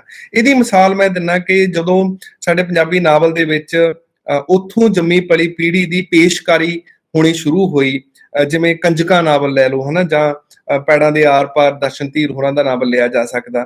ਤਾਂ ਉਹਦੇ ਬਾਰੇ ਇਹ ਗੱਲ ਆਈ ਸੀ ਕਿ ਉਹ ਉਸ ਪੀੜ੍ਹੀ ਨੂੰ ਖਾਸ ਤੌਰ ਤੇ ਜਿਹੜੀਆਂ ਲੜਕੀਆਂ ਨੇ ਉੱਥੋਂ ਦੇ ਨੁਕਤਾ ਨਜ਼ਰ ਤੋਂ ਦੇਖਣ ਦੀ ਬਜਾਏ ਇੱਧਰਲੇ ਨੁਕਤਾ ਨਜ਼ਰ ਤੋਂ ਦੇਖਦੇ ਆ ਤੇ ਉਹਦੇ ਕਾਰਨ ਕਈ ਵਾਰ ਉਹਨਾਂ ਨਾਲ ਇਨਸਾਫ ਨਹੀਂ ਹੋ ਪਾਉਂਦਾ। ਜਿਵੇਂ ਪੈੜਾਂ ਦੇ ਆਰ ਪਾਰ ਦੇ ਵਿੱਚ ਨਵਜੋਤ ਆ ਕੇ ਲਗਾਤਾਰ ਲੇਖਕ ਉਸ ਨੂੰ ਸਮਝਣ ਦੀ ਵੀ ਕੋਸ਼ਿਸ਼ ਕਰਦਾ, ਪਰ ਜਦੋਂ ਅੰਤ ਵਿੱਚ ਪਹੁੰਚਦੀ ਹੈ ਕਹਾਣੀ ਤਾਂ ਉਹ ਇਸ ਤਰ੍ਹਾਂ ਦਾ ਭਾਵ ਧੁਨੀ ਜਿਹੜੀ ਆ ਨਾਵਲ ਦੇ ਵਿੱਚੋਂ ਨਿਕਲਦੀ ਹੈ ਕਿ ਨਵਜੋਤ ਜੇ ਪੰਜਾਬੀ ਕਦਰਾਂ ਨਾਲ ਜੁੜੀ ਰਹਿੰਦੀ, ਇੱਕ ਪੰਜਾਬੀ ਧੀ ਵਾਂਗੂ ਸਾਊ ਬਣੀ ਰਹਿੰਦੀ ਤਾਂ ਸ਼ਾਇਦ ਇਹਨਾਂ ਔਖਾਂ, ਇਹਨਾਂ ਮੁਸ਼ਕਲਾਂ ਦੇ ਵਿੱਚੋਂ ਉਹਨੂੰ ਗੁਜ਼ਰਨਾ ਨਾ ਪੈਂਦਾ। ਤੇ ਇਹ ਇੱਕ ਉਹਦਾ ਪ੍ਰਮਾਣ ਆ ਕਿ ਜਿਹੜੇ ਵਿਸ਼ੇ ਨੇ ਉਹ ਇੱਧਰ ਦੇ ਨੁਕਤਾ ਨਜ਼ਰ ਤੋਂ ਪ੍ਰਭਾਵਿਤ ਹੁੰਦੇ ਨੇ। ਤੇ ਪੰਜਾਬੀ ਜਿਹੜਾ ਸਾਹਿਤ ਆ ਉਹਦੇ ਵਿੱਚ ਸ਼ੁਰੂ ਦੇ ਵਿੱਚ ਇਸ ਤਰ੍ਹਾਂ ਦੇ ਵਿਸ਼ੇ ਆਉਂਦੇ ਰਹੇ ਕਿ ਬੰਦੇ ਦੇ ਘਰੋਂ ਬੇਘਰ ਹੋਣ ਜਾ ਕੇ ਜਿਹੜਾ ਸੰਤਾਪ ਆ ਉਹਦੇ ਵੇਰਵੇ ਉਹਦਾ ਵਿਸ਼ਾ ਬਣਦੇ ਆ। ਇਸ ਤੋਂ ਬਿਨਾਂ ਜਿਵੇਂ ਵਨਵੇ ਨਾਵਲ ਆ ਕਿ ਜਿਹੜੀ ਵਾਪਸ ਨਾ ਆ ਸਕਣ ਦੀ ਬੇਵਸੀ ਆ, ਉਹ ਵੀ ਪੰਜਾਬੀ ਸਾਹਿਤ ਦੇ ਵਿੱਚ ਵਿਸ਼ੇ ਵਜੋਂ ਪੇਸ਼ ਹੁੰਦੀ ਆ। ਇਸੇ ਤਰੀਕੇ ਨਾਲ ਨਸਲੀ ਵਿਤਕਰਾ ਜਾਂ ਫਿਰ ਨਵੀਂ ਪੀੜ੍ਹੀ ਦੇ ਜਿਹੜਾ ਮੈਂ ਪਹਿਲਾਂ ਵੀ ਗੱਲ ਕਰਕੇ ਆਇਆ ਕਿ ਖਾਸ ਕਰਕੇ ਧੀਆਂ ਦੇ ਗਵਾਚ ਜਾਣ ਦੀ ਜਾਂ ਜਿਹੜੇ ਬੱਚਿਆਂ ਦੇ ਗਵਾਚ ਜਾਣ ਦੀ ਪੇਨ ਆ ਕਿ ਅਸੀਂ ਇਹਨਾਂ ਖਾਤਰ ਆਏ ਸੀ ਤੇ ਇਹਨਾਂ ਨੂੰ ਗਵਾ ਲਿਆ, ਉਹ ਵੀ ਪ੍ਰਵਾਸੀ ਪੰਜਾਬੀ ਸਾਹਿਤ ਦੇ ਵਿੱਚ ਜਿਹੜਾ ਉਹ ਪੇਸ਼ ਲਗਾਤਾਰ ਹੋਣ ਵਾਲੀ ਜਿਹੜਾ ਵਿਸ਼ਾ। ਇਸ ਤੋਂ ਬਿਨਾਂ ਕਿ ਪ੍ਰਵਾਸੀ ਪੰਜਾਬੀ ਸਾਹਿਤ ਦੇ ਵਿੱਚ ਦੋ ਸੱਭਿਆਚਾਰਾਂ ਦਾ ਟਕਰਾਅ ਜਿਹੜਾ ਉਹ ਵੀ ਇੱਕ ਬਹੁਤ ਇੰਪੋਰਟੈਂਟ ਵਿਸ਼ੇ ਵਜੋਂ ਪੇਸ਼ ਹੋਇਆ ਤੇ ਉਹਦੀ ਬਹੁਤ ਜਿਹੜੀ ਪ੍ਰਤੀਨਿਧ ਮਿਸਾਲ ਆ ਉਹ ਅਸੀਂ ਗਿਰਵੀ ਹੋਏ ਮਨ ਜਿਹੜਾ ਨਕਸ਼ਦੀਪ ਪੰਚਕੂਹਾ ਦਾ ਉਹਦੇ ਵਿੱਚ ਦੇਖ ਸਕਦੇ ਹਾਂ। ਤੇ ਉਹ ਨਾਵਲ ਇਹ ਵੀ ਪੇਸ਼ ਕਰਦਾ, ਇਸ ਸੰਵੇਦਨਾ ਨੂੰ ਵੀ ਉਭਾਰਦਾ, ਇਸ ਅਹਿਸਾਸ ਨੂੰ ਵੀ ਉਭਾਰਦਾ ਕਿ ਅਸੀਂ ਜਿਹੜੇ ਹੰਢਾਉਣੇ ਆ ਪੇਨ ਨਸਲੀ ਵਿਤਕਰੇ ਦੀ, ਅਸੀਂ ਅੰਦਰੋਂ ਆਪ ਖੁਦ ਕਿਵੇਂ ਨਸਲ ਪੁਣੇ ਦਾ ਸ਼ਿਕਾਰ ਹੋ ਜਾਂਦੇ ਆ, ਕਿਵੇਂ ਸਾਨੂੰ ਜਿਹੜੀ ਕਾਲੀ ਔਰਤ ਆ ਉਹਨੂੰ ਅਸੀਂ ਪਿੰਡ ਲਿਆਉਣ ਤੋਂ ਡਰਦੇ ਆ, ਝਿਜਕਦੇ ਆ ਕਿ ਮੇਰੇ ਪਿੰਡ ਦੇ ਲੋਕ ਜਿਹੜੇ ਉਹ ਮਜ਼ਾਕ ਉਡਾਉਣਗੇ। ਤਾਂ ਇਹ ਵੀ ਇੱਕ ਖੂਬੀ ਆ ਕਿ ਅਸੀਂ ਲੋਕ ਜਦੋਂ ਪ੍ਰਵਾਸ ਕਰਦੇ ਆ ਤਾਂ ਪ੍ਰਵਾਸੀ ਬੰਦਾ ਦੂਜਿਆਂ ਦੇ ਹੱਥੋਂ ਹੀ ਨਸਲੀ ਵਿਤਕਰੇ ਦਾ ਸ਼ਿਕਾਰ, ਉਹ ਆਪ ਵੀ ਨਸਲੀ ਵਿਤਕਰਾ ਜਿਹੜਾ ਉਹ ਕਰਨ ਲੱਗ ਜਾਂਦਾ। ਤੇ ਫਿਰ ਇੱਕ ਦੌਰ ਆਉਂਦਾ ਪ੍ਰਵਾਸੀ ਪੰਜਾਬੀ ਸਾਹਿਤ ਦੇ ਵਿੱਚ ਜਦੋਂ ਇਸ ਤਰ੍ਹਾਂ ਦੇ ਇਸ਼ੂ ਪੇਸ਼ ਹੋਣੇ ਸ਼ੁਰੂ ਹੁੰਦੇ ਨੇ। ਪਹਿਲਾਂ ਤਾਂ ਉਹਨਾਂ ਦੀ ਜਿਹੜਾ ਸੰਘਰਸ਼ ਆ ਉਹ ਪੇਸ਼ ਹੁੰਦਾ ਸੀ, ਫਿਰ ਇਸ ਤਰ੍ਹਾਂ ਦੇ ਮੁੱਦੇ ਪੇਸ਼ ਹੋਣੇ ਸ਼ੁਰੂ ਹੁੰਦੇ ਆ ਕਿ ਪ੍ਰਵਾਸੀ ਪੰਜਾਬੀ ਭਾਈਚਾਰਾ ਆਪਣਿਆਂ ਨਾਲ ਹੀ ਕਿਸ ਤਰ੍ਹਾਂ ਦਾ ਬੁਰਾ ਵਰਤਾਓ ਕਰਦਾ, ਉਹਨਾਂ ਦੀ ਲੁੱਟ ਕਰਦਾ। ਤੇ ਉਹਦੀ ਜਿਹੜੀ ਪ੍ਰਤੀਨਿਧ ਐਗਜ਼ਾਮਪਲ ਸੀ ਉਹ ਸਵਾਰੀ ਨਾਵਲ ਦੇ ਵਿੱਚ ਸੀ, ਤੇ ਜਿਹਦੀ ਹੁਣ ਜਿਹੜੀ ਬਹੁਤ ਇੰਪੋਰਟੈਂਟ ਐਗਜ਼ਾਮਪਲ ਆ ਉਹ ਹਨੇਰੇ ਰਾਹ ਅੱਜ ਬਿਲਕੁਲ 2015 ਤੋਂ ਉਹਦੀ ਬਾਅਦ ਵਾਪਰਨ ਵਾਲੀ ਕਹਾਣੀ ਆ। ਤੇ ਉਸ ਨਾਵਲ ਦੇ ਵਿੱਚ ਦਿਖਾਇਆ ਗਿਆ ਕਿ ਕਿਵੇਂ ਅੱਜ ਦੇ ਜਿਹੜੇ ਉੱਥੇ ਕੱਚੇ ਰਹਿ ਰਹੇ ਮੁੰਡੇ ਕੁੜੀਆਂ ਨੇ ਤੇ ਜਿਹੜੇ ਉੱਥੇ ਕੈਨੇਡਾ ਦੇ ਵਿੱਚ ਪੱਕੇ ਬਸੇ ਹੋਏ ਪ੍ਰਵਾਸੀ ਨੇ, ਉਹ ਕਿਵੇਂ ਉਹਨਾਂ ਦੀ ਲੁੱਟ ਕਰਦੇ ਆ ਤੇ ਕਿਵੇਂ ਜਿਹੜੀ ਪੰਜਾਬੀ ਬੰਦੇ ਦੀ ਨੈਤਿਕਤਾ ਸੀ ਜਿਹੜੀ ਉਹਨੇ ਜਿਵੇਂ ਕਿਵੇਂ ਉੱਥੇ ਬਣਾਈ ਸੀ ਉਹਦਾ ਘਾਣ ਹੋ ਰਿਹਾ। ਤੇ ਪੰਜਾਬੀ ਬੰਦਾ ਪੈਸੇ ਦੇ ਪਿੱਛੇ ਲੱਗ ਕੇ ਲਗਾਤਾਰ ਬਹੁਤ ਕੁਝ ਆਪਣਾ ਗਵਾਈ ਜਾ ਰਿਹਾ। ਤਾਂ ਉਹਦੇ ਵੇਰਵੇ ਉਸ ਨਾਵਲ ਦੇ ਵਿੱਚ ਉੱਭਰ ਕੇ ਸਾਹਮਣੇ ਆਉਂਦੇ ਨੇ। ਇੱਕ ਗੱਲ ਹੋਰ ਕਿ ਜਦੋਂ ਮੈਂ ਵਿਸ਼ਿਆਂ ਨੂੰ ਦੇਖਦਾ ਤਾਂ ਜਦੋਂ ਮੈਂ ਜੈਂਡਰ ਘਾਟ ਦੇਖਦਾ ਪ੍ਰਵਾਸੀ ਪੰਜਾਬੀ ਸਾਹਿਤ ਦੇ ਵਿੱਚ ਕਿ ਇਸਤਰੀ ਤੇ ਪੁਰਖ ਦੀ ਕਿਸ ਤਰ੍ਹਾਂ ਦੀ ਸਿਰਜਣਾ ਹੋਈ ਆ ਤੇ ਇਹ ਕਿਸ ਦੇ ਨੁਕਤਾ ਨਜ਼ਰ ਤੋਂ ਹੋਈ ਆ, ਤਾਂ ਮੈਨੂੰ ਲੱਗਦਾ ਕਿ ਇਹ ਨਾਵਲ ਬਹੁ ਗਿਣਤੀ ਦੇ ਵਿੱਚ ਇਹਦੀ ਜਿਹੜੀ ਸੋਚਣ ਦਾ ਨਜ਼ਰੀਆ, ਨਾਵਲ ਦਾ ਪੇਸ਼ਕਾਰੀ ਦਾ ਨਜ਼ਰੀਆ ਉਹ ਮਰਦਾਵਾਂ, ਇਹਦੇ ਵਿੱਚ ਇਸਤਰੀ ਦੀ ਸੰਵੇਦਨਾ ਜਾਂ ਇਸਤਰੀ ਦੇ ਇੱਕ ਜਿਹੜਾ ਜਦੋਂ ਮੈਂ ਵਿਸ਼ਿਆਂ ਨੂੰ ਦੇਖਦਾ ਇੱਕ ਹੋਰ ਇੰਪੋਰਟੈਂਟ ਜਿਹੜਾ ਪਰਸਪੈਕਟਿਵ ਆ ਸਾਹਮਣੇ ਆਉਂਦਾ ਕਿ ਇਸ ਨਾਵਲ ਦੇ ਵਿੱਚ ਜਿਹੜੇ ਪਹਿਲੀ ਜਨਰੇਸ਼ਨ ਆ ਜਾਨੀ ਜਿਹੜੀ ਇਧਰੋਂ ਗਈ ਆ, ਜਦੋਂ ਉਹ ਪੇਸ਼ ਹੁੰਦੀ ਆ ਉਹਦਾ ਆਪਣੇ ਮੂਲ ਵਾਸਨਾ ਕਿਸ ਤਰ੍ਹਾਂ ਦਾ ਨਾਤਾ, ਤੇ ਜਿਹੜੀ ਦੂਜੀ ਪੀੜ੍ਹੀ ਦੀ ਪੇਸ਼ ਹੁੰਦੀ ਜਿਹੜੀ ਉੱਥੇ ਜੰਮੀ ਪਲੀ ਆ ਜਾਂ ਬਹੁਤਾ ਸਮਾਂ ਉੱਥੇ ਗੁਜ਼ਾਰ ਕੇ ਵੱਡੀ ਹੋਈ ਆ, ਉਹਦਾ ਆਪਣੇ ਮੂਲ ਵਾਸਨਾ ਕਿਸ ਤਰ੍ਹਾਂ ਦਾ ਨਾਤਾ ਪੇਸ਼ ਹੁੰਦਾ। ਜਿਹੜਾ ਪਹਿਲੀ ਪੀੜ੍ਹੀ ਦਾ ਨਾਤਾ ਉਹ ਬਹੁਤ ਅਧਿਕਾਰਤਾ ਵਾਲਾ ਆਪਣੇ ਮੂਲ ਵਾਸਤੇ ਨਾਲ ਤੇ ਉੱਥੋਂ ਤਾਕਤ ਲੈਂਦੀ ਆ, ਪਰ ਜਿਹੜਾ ਦੂਸਰੀ ਪੀੜ੍ਹੀ ਆ ਉਹਦਾ ਜਿਹੜਾ ਨਾਤਾ ਉਹ ਬਹੁਤ ਸਤਹੀ ਆ, ਬਹੁਤ ਹਲਕਾ ਤੇ ਉਹ ਕੁਝ ਸਿੰਬਲਸ ਦੇ ਰਾਹੀਂ ਹੀ ਨਿਪਰੇ ਚੜਦਾ। ਇਹਦੇ ਮੁਕਾਬਲੇ ਜਿਹੜਾ ਦੂਜੀ ਪੀੜ੍ਹੀ ਦਾ ਉੱਥੋਂ ਨਾਲ ਸੰਬੰਧ ਆ ਉਹ ਬਹੁਤ ਅਧਿਕਾਰਤਾ ਵਾਲਾ ਕਿ ਉਹ ਲੜਦੇ ਵੀ ਨੇ, ਸੰਘਰਸ਼ ਵੀ ਕਰਦੇ ਆ, ਪਰ ਉੱਥੋਂ ਦੀ ਧਰਤੀ ਨੂੰ ਆਪਣੀ ਸਮਝਣ ਦੀ ਕੋਸ਼ਿਸ਼ ਕਰਦੇ ਆ, ਭਾਵੇਂ ਕਿ ਇਹ ਚੀਜ਼ ਜਿਹੜੀ ਉਹਨਾਂ ਦੀ ਕਦੇ ਵੀ ਪੂਰੀ ਤਰ੍ਹਾਂ ਪ੍ਰਵਾਨ ਨਹੀਂ ਚੜ੍ਹਦੀ। ਜਿੰਨੇ ਵੀ ਨਾਵਲਾਂ ਦੇ ਵਿੱਚ ਸੈਕੰਡ ਜਨਰੇਸ਼ਨ ਜਿਹੜੀ ਦੂਜੀ ਪੀੜ੍ਹੀ ਪੇਸ਼ ਹੋਈ ਆ ਉਹ ਇਸ ਵਿਚਕਾਰ ਦੀ ਸਥਿਤੀ ਦੇ ਵਿੱਚ ਰਹਿੰਦੀ ਆ ਕਿ ਉੱਥੋਂ ਦੀ ਧਰਤੀ ਨੂੰ ਆਪਣੀ ਮੰਨਣ ਦੀ ਕੋਸ਼ਿਸ਼ ਕਰਦੀ ਆ, ਪਰ ਉਹ ਪੂਰੀ ਨਹੀਂ ਹੋ ਰਹੀ। ਇਹਨਾਂ ਗੱਲਾਂ ਤੋਂ ਬਾਅਦ ਜਦੋਂ ਮੈਂ ਹੁਣ ਵਰਤਮਾਨ ਦੇ ਵਿੱਚ ਪਹੁੰਚਦਾ ਕਿ ਵਰਤਮਾਨ ਦੇ ਵਿੱਚ ਪ੍ਰਵਾਸੀ ਪੰਜਾਬੀ ਸਾਹਿਤ ਦੀ ਸਥਿਤੀ ਕਿਸ ਤਰ੍ਹਾਂ ਦੀ ਆ ਤੇ ਕਿਸ ਤਰ੍ਹਾਂ ਦੀ ਰਹੂਗੀ ਭਵਿੱਖ ਦੇ ਵਿੱਚ, ਤਾਂ ਜਿਹੜੀ ਗੱਲ ਮੇਰੇ ਸਾਹਮਣੇ ਜਿਹੜੀ ਸਭ ਤੋਂ ਪਹਿਲਾਂ ਸਾਹਮਣੇ ਆਉਂਦੀ ਹੈ ਕਿ ਜਿਸ ਦੌਰ ਦੇ ਵਿੱਚ ਅਸੀਂ ਹੁਣ ਜਿਉ ਰਹੇ ਹਾਂ ਉਹ ਦ੍ਰਿਸ਼ ਦਾ ਤੇ ਸੋਸ਼ਲ ਮੀਡੀਆ ਦਾ ਦੌਰ ਆ, ਤੇ ਉਹਦੇ ਵਿੱਚ YouTube ਵਰਗੀਆਂ ਚੀਜ਼ਾਂ ਸਾਡੇ ਸਾਹਮਣੇ ਨੇ ਤੇ ਲੋਕ ਲਗਾਤਾਰ ਉੱਥੇ ਕੀ ਵਾਪਰ ਰਿਹਾ ਉਹ ਦੱਸੀ ਜਾ ਰਹੇ ਨੇ, ਇੱਥੋਂ ਉਧਰ ਨੂੰ ਦੱਸੀ ਜਾ ਰਹੇ ਨੇ, ਮਤਲਬ ਇੰਨਾ ਕੁਝ ਬੋਲਿਆ ਜਾ ਰਿਹਾ ਤੇ ਉਸ ਬੋਲੇ ਜਾ ਰਹੇ ਦੇ ਵਿੱਚ ਮੈਂ ਸੋਚਦਾ ਹੁੰਦਾ ਕਿ ਸਾਹਿਤ ਦੀ ਤੇ ਪ੍ਰਵਾਸੀ ਸਾਹਿਤ ਦੀ ਕੀ ਭੂਮਿਕਾ ਬਣੂਗੀ। ਕੀ ਇਸ ਤਰ੍ਹਾਂ ਦੀਆਂ ਚੀਜ਼ਾਂ ਕਾਰਨ ਮੌਖਿਕਤਾ ਵੱਧ ਜਾਊਗੀ ਤੇ ਇਸ ਦੇ ਨਾਲ ਲਿਖਣਕਾਰੀ ਨੂੰ ਨੁਕਸਾਨ ਹੋਊਗਾ? ਜੇ ਲਿਖਣ ਨੂੰ ਨੁਕਸਾਨ ਹੋਊਗਾ ਤਾਂ ਕੀ ਪ੍ਰਵਾਸੀ ਪੰਜਾਬੀ ਸਾਹਿਤ ਨੂੰ ਜਿਹੜਾ ਪਹਿਲਾਂ ਹੀ ਬਹੁਤ ਵੱਡੀ ਤਾਦਾਦ ਦੇ ਵਿੱਚ ਨਹੀਂ ਲਿਖਿਆ ਜਾ ਰਿਹਾ ਉਸ ਨੂੰ ਵੀ ਨੁਕਸਾਨ ਹੋਊਗਾ? ਇਸ ਫਿਕਰ ਨੂੰ ਜਦੋਂ ਮੈਂ ਦੇਖਣ ਲੱਗਿਆ ਤਾਂ ਮੇਰੇ ਸਾਹਮਣੇ ਗੱਲ ਇਹ ਆਈ ਕਿ ਸਿਰਜਣਕਾਰੀ ਨੇ ਕਦੇ ਬੰਦ ਨਹੀਂ ਹੋਣਾ, ਕਿਉਂਕਿ ਜਿਹੜਾ ਕੁਝ ਪ੍ਰਵਾਸੀ ਸਾਹਿਤ ਰਾਹੀਂ ਜਾਂ ਸਾਹਿਤ ਰਾਹੀਂ ਕਿਹਾ ਜਾਂਦਾ ਜਾਂ ਕਿਹਾ ਜਾਣਾ ਉਹ ਇਸ ਤਰ੍ਹਾਂ ਦੀਆਂ ਪਾਪੂਲਰ ਚੀਜ਼ਾਂ ਰਾਹੀਂ ਨਹੀਂ ਕਿਹਾ ਜਾ ਸਕਦਾ। ਉਹ ਤਾਂ ਬਹੁਤ ਉੱਪਰਲੀ ਚੀਜ਼ ਹੁੰਦੀ ਆ ਤੇ ਸਾਹਿਤ ਨੇ ਹਮੇਸ਼ਾ ਉੱਪਰ ਦੇ ਉਹਲੇ ਜੋ ਚੀਜ਼ਾਂ ਵਾਪਰ ਰਹੀਆਂ ਨੇ, ਜੋ ਵਾਪਰ ਰਹੇ ਦੇ ਆਰ-ਪਾਰ ਵਾਪਰ ਰਿਹਾ, ਉਸ ਨੂੰ ਜ਼ੁਬਾਨ ਦੇਣੀ ਹੁੰਦੀ ਆ। ਤਾਂ ਸਾਹਿਤ ਦੀ, ਪ੍ਰਵਾਸੀ ਸਾਹਿਤ ਦੀ ਭੂਮਿਕਾ ਬਿਨਾਂ ਸ਼ੱਕ ਉਵੇਂ ਜਿਵੇਂ ਬਣੀ ਰਹੂਗੀ, ਪਰ ਇਸ ਖਤਰੇ ਦੇ ਸੰਵਿਤ ਕੇ ਇਹ ਜਿਹੜਾ ਹੈ ਪਾਪੂਲਰ ਕਲਚਰ ਦਾ ਖਤਰਾ, ਉਹਦੇ ਸਨਮੁਖ ਸਾਹਿਤ ਕੀ ਕਰੂਗਾ, ਉਹ ਇੱਕ ਮੁੱਦਾ ਕਿ ਅਸੀਂ ਕੀ ਮੀਡੀਅਮ ਚੇਂਜ ਕਰ ਸਕਦੇ ਹਾਂ, ਕੀ ਅਸੀਂ ਵਿਜ਼ੂਅਲਸ ਰਾਹੀਂ ਜਾਂ ਫਿਰ ਅਸੀਂ ਆਡੀਓ ਬੁੱਕਸ ਦੇ ਰਾਹੀਂ ਕੀ ਪ੍ਰਵਾਸੀ ਸਾਹਿਤ ਨੂੰ ਹੁਣ ਉਸ ਪਾਸੇ ਪਾ ਸਕਦੇ ਹਾਂ, ਜਾਂ ਅਸੀਂ ਉਹਦੀਆਂ ਆਡੀਓ ਜਿਹੜੀਆਂ ਈ ਬੁੱਕਸ ਨੇ ਉਹ ਤਿਆਰ ਕਰ ਸਕਦੇ ਹਾਂ ਤਾਂ ਕਿ ਉਹ ਸਕਰੀਨ ਤੇ ਪੜ੍ਹੀਆਂ ਜਾ ਸਕਣ। ਇਹ ਸਾਨੂੰ ਇਸ ਤਬਦੀਲੀ ਵੱਲ ਜਾਣਾ ਪਊਗਾ ਤਾਂ ਜਿਹੜਾ ਪ੍ਰਵਾਸੀ ਸਾਹਿਤ ਆ ਜਾਂ ਸਾਹਿਤ ਆ ਉਹਦਾ ਭਵਿੱਖ ਜਿਹੜਾ ਉਹ ਚੰਗਾ ਹੋਊਗਾ। ਪਰ ਇਸ ਚੀਜ਼ ਨੇ ਰਹਿਣਾ ਹਮੇਸ਼ਾ, ਸਾਹਿਤ ਨੇ ਕਦੇ ਖਤਮ ਨਹੀਂ ਹੋਣਾ, ਕਿਉਂਕਿ ਇਹਦੀ ਅਹਿਮੀਅਤ ਹਮੇਸ਼ਾ ਬਣੀ ਰਹਿਣੀ ਹੈ। ਇੱਕ ਗੱਲ ਹੋਰ ਕਿ ਅੱਜ ਦੇ ਦੌਰ ਨੇ ਬੰਦੇ ਕੋਲੋਂ ਵੇਲ ਖਤਮ ਕਰਤੀ ਆ, ਤੇ ਜਿਹੜਾ ਸਾਹਿਤ ਆ ਉਹ ਮਾਨਸਿਕ ਤੇ ਦੇਹਿਕ ਦੋਵੇਂ ਵੇਲ ਦੀ ਮੰਗ ਕਰਦਾ, ਨਾ ਕੇਵਲ ਵੇਲ ਦੀ ਮੰਗ ਕਰਦਾ, ਸਗੋਂ ਜਿਹੜੀ ਕੰਟੈਂਪਲੇਸ਼ਨ ਆ, ਚਿੰਤਨ ਦੀ ਆ, ਉਹਦੀ ਗੱਲ ਵੀ ਕਰਦਾ। ਤੇ ਅਸੀਂ ਆਸ ਕਰਦੇ ਹਾਂ ਕਿ ਉਸ ਤਰ੍ਹਾਂ ਦੀ ਕੰਟੈਂਪਲੇਸ਼ਨ ਜਿਹੜੀ ਆ ਉਹ ਹੋਊਗੀ। ਅੱਜ ਦੇ ਦੌਰ ਦੇ ਵਿੱਚ ਤਾਂ ਬਲਕਿ ਸਾਹਿਤ ਦੀ ਭੂਮਿਕਾ ਇਸ ਕਰਕੇ ਵੀ ਜ਼ਿਆਦਾ ਵੱਧ ਗਈ ਆ ਕਿ ਕੋਈ ਤਾਕਤਵਰ ਚੀਜ਼ ਹੈ ਹੀ ਨਹੀਂ ਗੀ ਇੰਨੀ ਕਿ ਜੋ ਚੱਲ ਰਿਹਾ, ਜੋ ਗਾਲਬੀਅਤ ਆ, ਜੋ ਸਥਾਪਤ ਆ, ਉਸ ਨੂੰ ਟੱਕਰ ਦਿੱਤੀ ਜਾ ਸਕੇ। ਇਹ ਜਿਹੜੀ ਤਾਕਤ ਆ ਉਹ ਕੇਵਲ ਸਾਹਿਤ ਕੋਲ ਆ, ਤੇ ਪ੍ਰਵਾਸੀ ਜੀਵਨ 'ਚ ਜੋ ਵਾਪਰ ਰਿਹਾ ਉਹਨੂੰ ਸੇਧਤ ਕਰਨ ਦੀ ਤੇ ਉਹਦੇ ਪੰਜਾਬ ਨੂੰ ਸੇਧਤ ਕਰਨ ਦੀ ਜਿਹੜੀ ਤਾਕਤ ਆ ਉਹ ਪ੍ਰਵਾਸੀ ਸਾਹਿਤ ਕੋਲ ਹੈਗੀ ਆ। ਤੇ ਉਹਨੂੰ ਇਹ ਜਿਹੜੀ ਆ ਉਹ ਤਾਕਤ ਨੂੰ ਅਜਮਾਉਣਾ ਪਊਗਾ, ਤਾਂ ਹੀ ਸਾਡਾ ਜਿਹੜਾ ਭਵਿੱਖ ਆ ਉਹ ਚੰਗਾ ਹੋ ਸਕੂਗਾ। ਅਸੀਂ ਜਿਹੜਾ ਇਹ ਜ਼ਿੰਮਾ ਪ੍ਰਵਾਸੀ ਲੇਖਕਾਂ ਦੇ ਆ, ਤੇ ਅਸੀਂ ਬਹੁਤ ਤਰਾਹੀਆਂ ਨਜ਼ਰਾਂ ਨਾਲ ਉਹਨਾਂ ਵੱਲ ਦੇਖ ਰਹੇ ਹੁੰਦੇ ਆ ਕਿ ਜਿਹੜਾ ਕੁਝ ਉੱਥੇ ਵਾਪਰ ਰਿਹਾ ਉਹਦੀ ਪ੍ਰਮਾਣਿਕ ਤਸਵੀਰ ਜਿਹੜੀ ਆ ਉਹ ਸਾਡੇ ਤੱਕ ਪਹੁੰਚ ਸਕੇ, ਤੇ ਪੰਜਾਬੀ ਬੰਦੇ ਨੂੰ ਜਿਹੜੀ ਉਹਦੇ ਅੰਦਰ ਉਲਾਰਤਾ ਲਗਾਤਾਰ ਆ ਰਹੀ ਆ ਉਹਦੇ ਤੋਂ ਉਸ ਨੂੰ ਮੁਕਤ ਕਰਵਾਇਆ ਜਾ ਸਕੇ। ਇਸ ਆਸ ਨਾਲ ਮੈਂ ਆਪਣਾ ਗੱਲਬਾਤ ਇੱਥੇ ਖਤਮ ਕਰਦਾ। ਤੁਸੀਂ ਮੈਨੂੰ ਵਕਤ ਦਿੱਤਾ, ਸੁਣਿਆ, ਤੁਹਾਡਾ ਬਹੁਤ ਬਹੁਤ ਸ਼ੁਕਰੀਆ। ਬਹੁਤ ਬਹੁਤ ਧੰਨਵਾਦ ਪ੍ਰੋਫੈਸਰ ਗੁਰਮੁਖ ਸਿੰਘ ਜੀ। ਮੈਨੂੰ ਲੱਗਦਾ ਕਿ ਜਿਹੜਾ ਅਸੀਂ ਟੌਪਿਕ ਚੁਣਿਆ ਸੀਗਾ ਸੈਮੀਨਾਰ ਦੇ ਵਾਸਤੇ, ਤੁਸੀਂ ਤਕਰੀਬਨ ਸਾਰਾ ਜਿਹੜਾ ਉਹਦਾ ਨਿਚੋੜ ਨਿਸ਼ਕਰਸ਼ ਜਿਹੜਾ ਜੋ ਵੀ ਕੁਝ ਅਸੀਂ ਉਹਦੇ ਵਿੱਚ ਪ੍ਰਾਪਤੀਆਂ ਕਰਨੀ, ਮੈਨੂੰ ਲੱਗਦਾ ਸਭ ਕੁਝ ਤੁਹਾਡੀ ਗੱਲਾਂ 'ਚ ਆ ਗਿਆ ਹੈ, ਤੇ ਤੁਸੀਂ ਸਾਰੀ ਗੱਲਾਂ ਨੂੰ ਉਹਦੇ ਵਿੱਚ ਸਮੋ ਲਿਆ, ਤੇ ਤਹਿ ਦਿਲੋਂ ਬਹੁਤ ਬਹੁਤ ਧੰਨਵਾਦ। ਬਹੁਤ ਵਿਦਿਆਰਥੀਆਂ ਵਾਸਤੇ, ਸਕਾਲਰਸ ਦੇ ਵਾਸਤੇ, ਬੁੱਧੀਜੀਵੀਆਂ ਵਾਸਤੇ ਬਹੁਤ ਹੀ ਇਹ ਗੱਲਾਂ ਲਾਹੇਵੰਦ ਹੋਣਗੀਆਂ, ਔਰ ਵਾਕਈ ਇਹ ਮੈਂ ਦਿਲੋਂ ਅਸੀਂ ਮਹਿਸੂਸ ਕਰ ਰਹੇ ਸੀ, ਬਹੁਤ ਲਾਹੇਵੰਦ ਗੱਲਾਂ ਜਿਹੜੀਆਂ ਤੁਸੀਂ ਕੀਤੀਆਂ ਨੇ ਤੇ ਬਹੁਤ ਵਡਮੁੱਲੀਆਂ ਗੱਲਾਂ ਨੇ, ਤੇ ਬਹੁਤ ਬਹੁਤ ਤੁਹਾਡਾ ਧੰਨਵਾਦ। ਅਸੀਂ ਉਮੀਦ ਕਰਦੇ ਹਾਂ ਕਿ ਅੱਗੇ ਵੀ ਜਦੋਂ ਵੀ ਅਸੀਂ ਤੁਹਾਨੂੰ ਯਾਦ ਕਰਦੇ ਰਹਾਂਗੇ ਤੁਸੀਂ ਇਸ ਤਰ੍ਹਾਂ ਸਾਨੂੰ ਨਿਵਾਜਦੇ ਰਹੋਗੇ। ਇੱਕ ਵਾਰੀ ਫਿਰ ਬਹੁਤ ਬਹੁਤ ਧੰਨਵਾਦ। ਸ਼ੁਕਰੀਆ ਜੀ। ਅਸੀਂ ਆਪਣੇ ਇਨੌਗਰਲ ਸੈਸ਼ਨ ਦੇ ਵਿੱਚ ਹੁਣ ਅਸੀਂ ਆਪਣੇ ਤਕਰੀਬਨ ਆਖਰੀ ਪੜਾਅ ਵੱਲ ਅਸੀਂ ਪਹੁੰਚ ਰਹੇ ਹਾਂ, ਤੇ ਮੈਂ ਬਹੁਤ ਹੀ ਅਦਬ ਦੇ ਨਾਲ ਜਿਹੜੇ ਇਸ ਸਾਡੇ ਇਨੌਗਰਲ ਸੈਸ਼ਨ ਨੂੰ ਚੇਅਰ ਕਰ ਰਹੇ ਆ ਸ਼੍ਰੀ ਹਰਜੀਤ ਅਟਵਾਲ ਜੀ, ਜਿਹੜੇ ਕਿ ਇੱਕ ਬਹੁਤ ਚਰਚਿਤ ਨਾਵਲਕਾਰ ਨੇ, UK ਦੇ ਵਿੱਚ ਵਾਸਾ ਕਰਦੇ ਨੇ, ਤੇ ਉਹ ਵੀ ਸਾਡੇ ਨਾਲ ਜੁੜੇ ਹੋਏ ਆ। ਮੈਂ ਉਹਨਾਂ ਨੂੰ ਗੁਜ਼ਾਰਿਸ਼ ਕਰ ਰਿਹਾ ਕਿ ਉਹ ਆਪਣੇ ਪ੍ਰਧਾਨਗੀ ਭਾਸ਼ਣ ਤੁਹਾਡੇ ਨਾਲ ਸਾਂਝਾ ਕਰਨ। ਸ਼੍ਰੀ ਹਰਜੀਤ ਅਟਵਾਲ ਜੀ।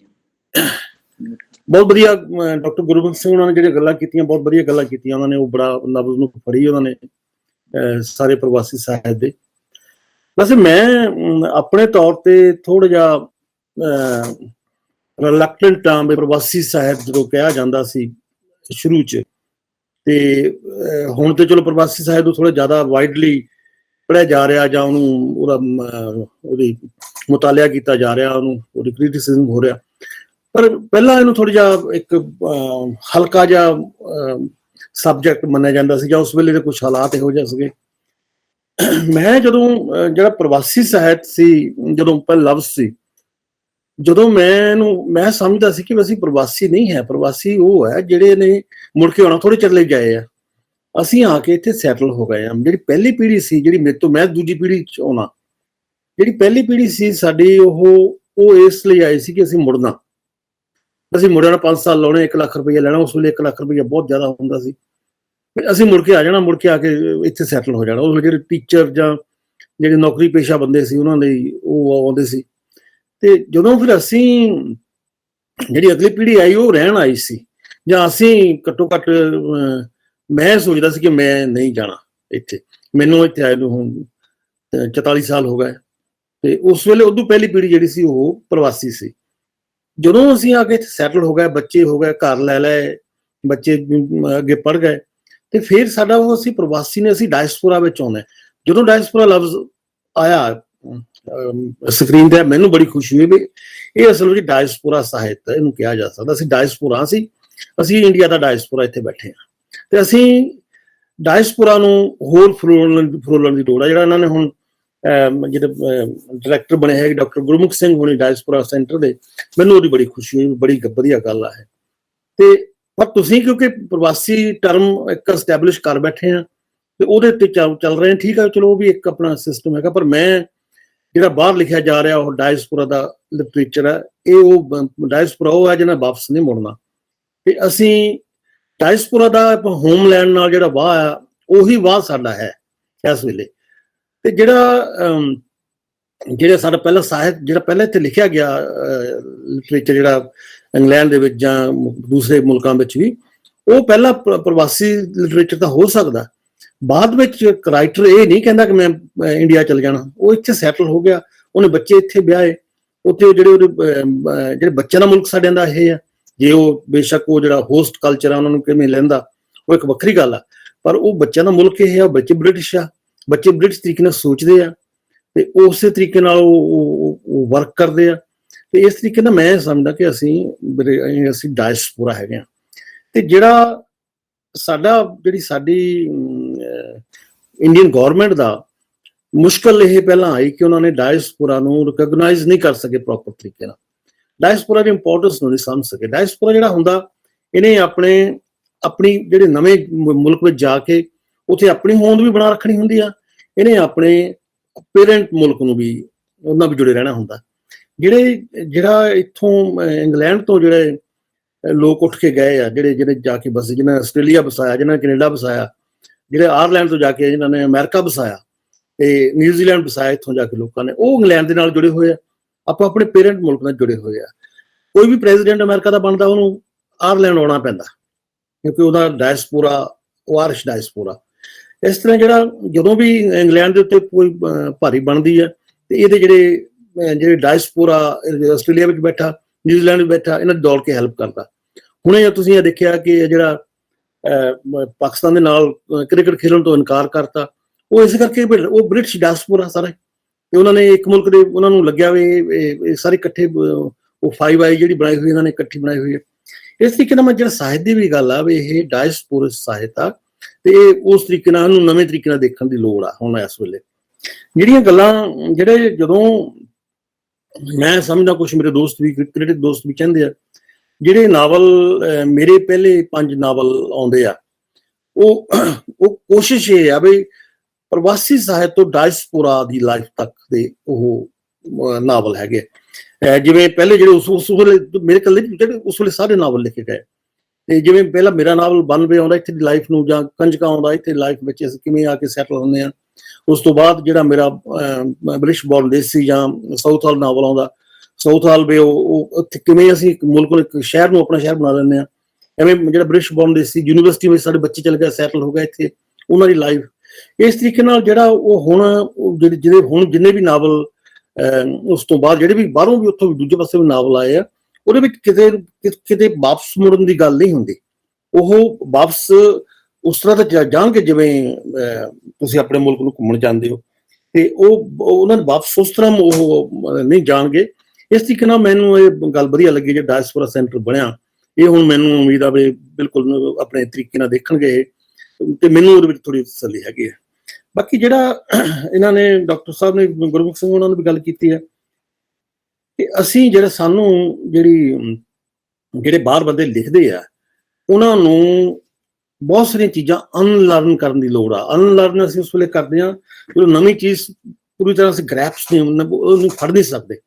ਜਿਹੜਾ ਸਾਡਾ ਕਲਚਰ ਆ, ਜਿਹੜਾ ਅਸੀਂ ਸਾਡਾ ਇੰਡੀਅਨ ਕਲਚਰ ਆ, ਜਦੋਂ ਅਸੀਂ ਬ੍ਰਿਟਿਸ਼ ਕਲਚਰ ਨੂੰ ਦੇਖਣ ਦੀ ਕੋਸ਼ਿਸ਼ ਕਰਦੇ ਹਾਂ, ਅਸੀਂ ਆਪਣੇ ਕਲਚਰ ਨੂੰ ਉਵੇਂ ਹੀ ਹੋਲਡ ਵਿੱਚ ਲੈ ਕੇ ਉਹਨੂੰ ਕਰਦੇ ਹਾਂ।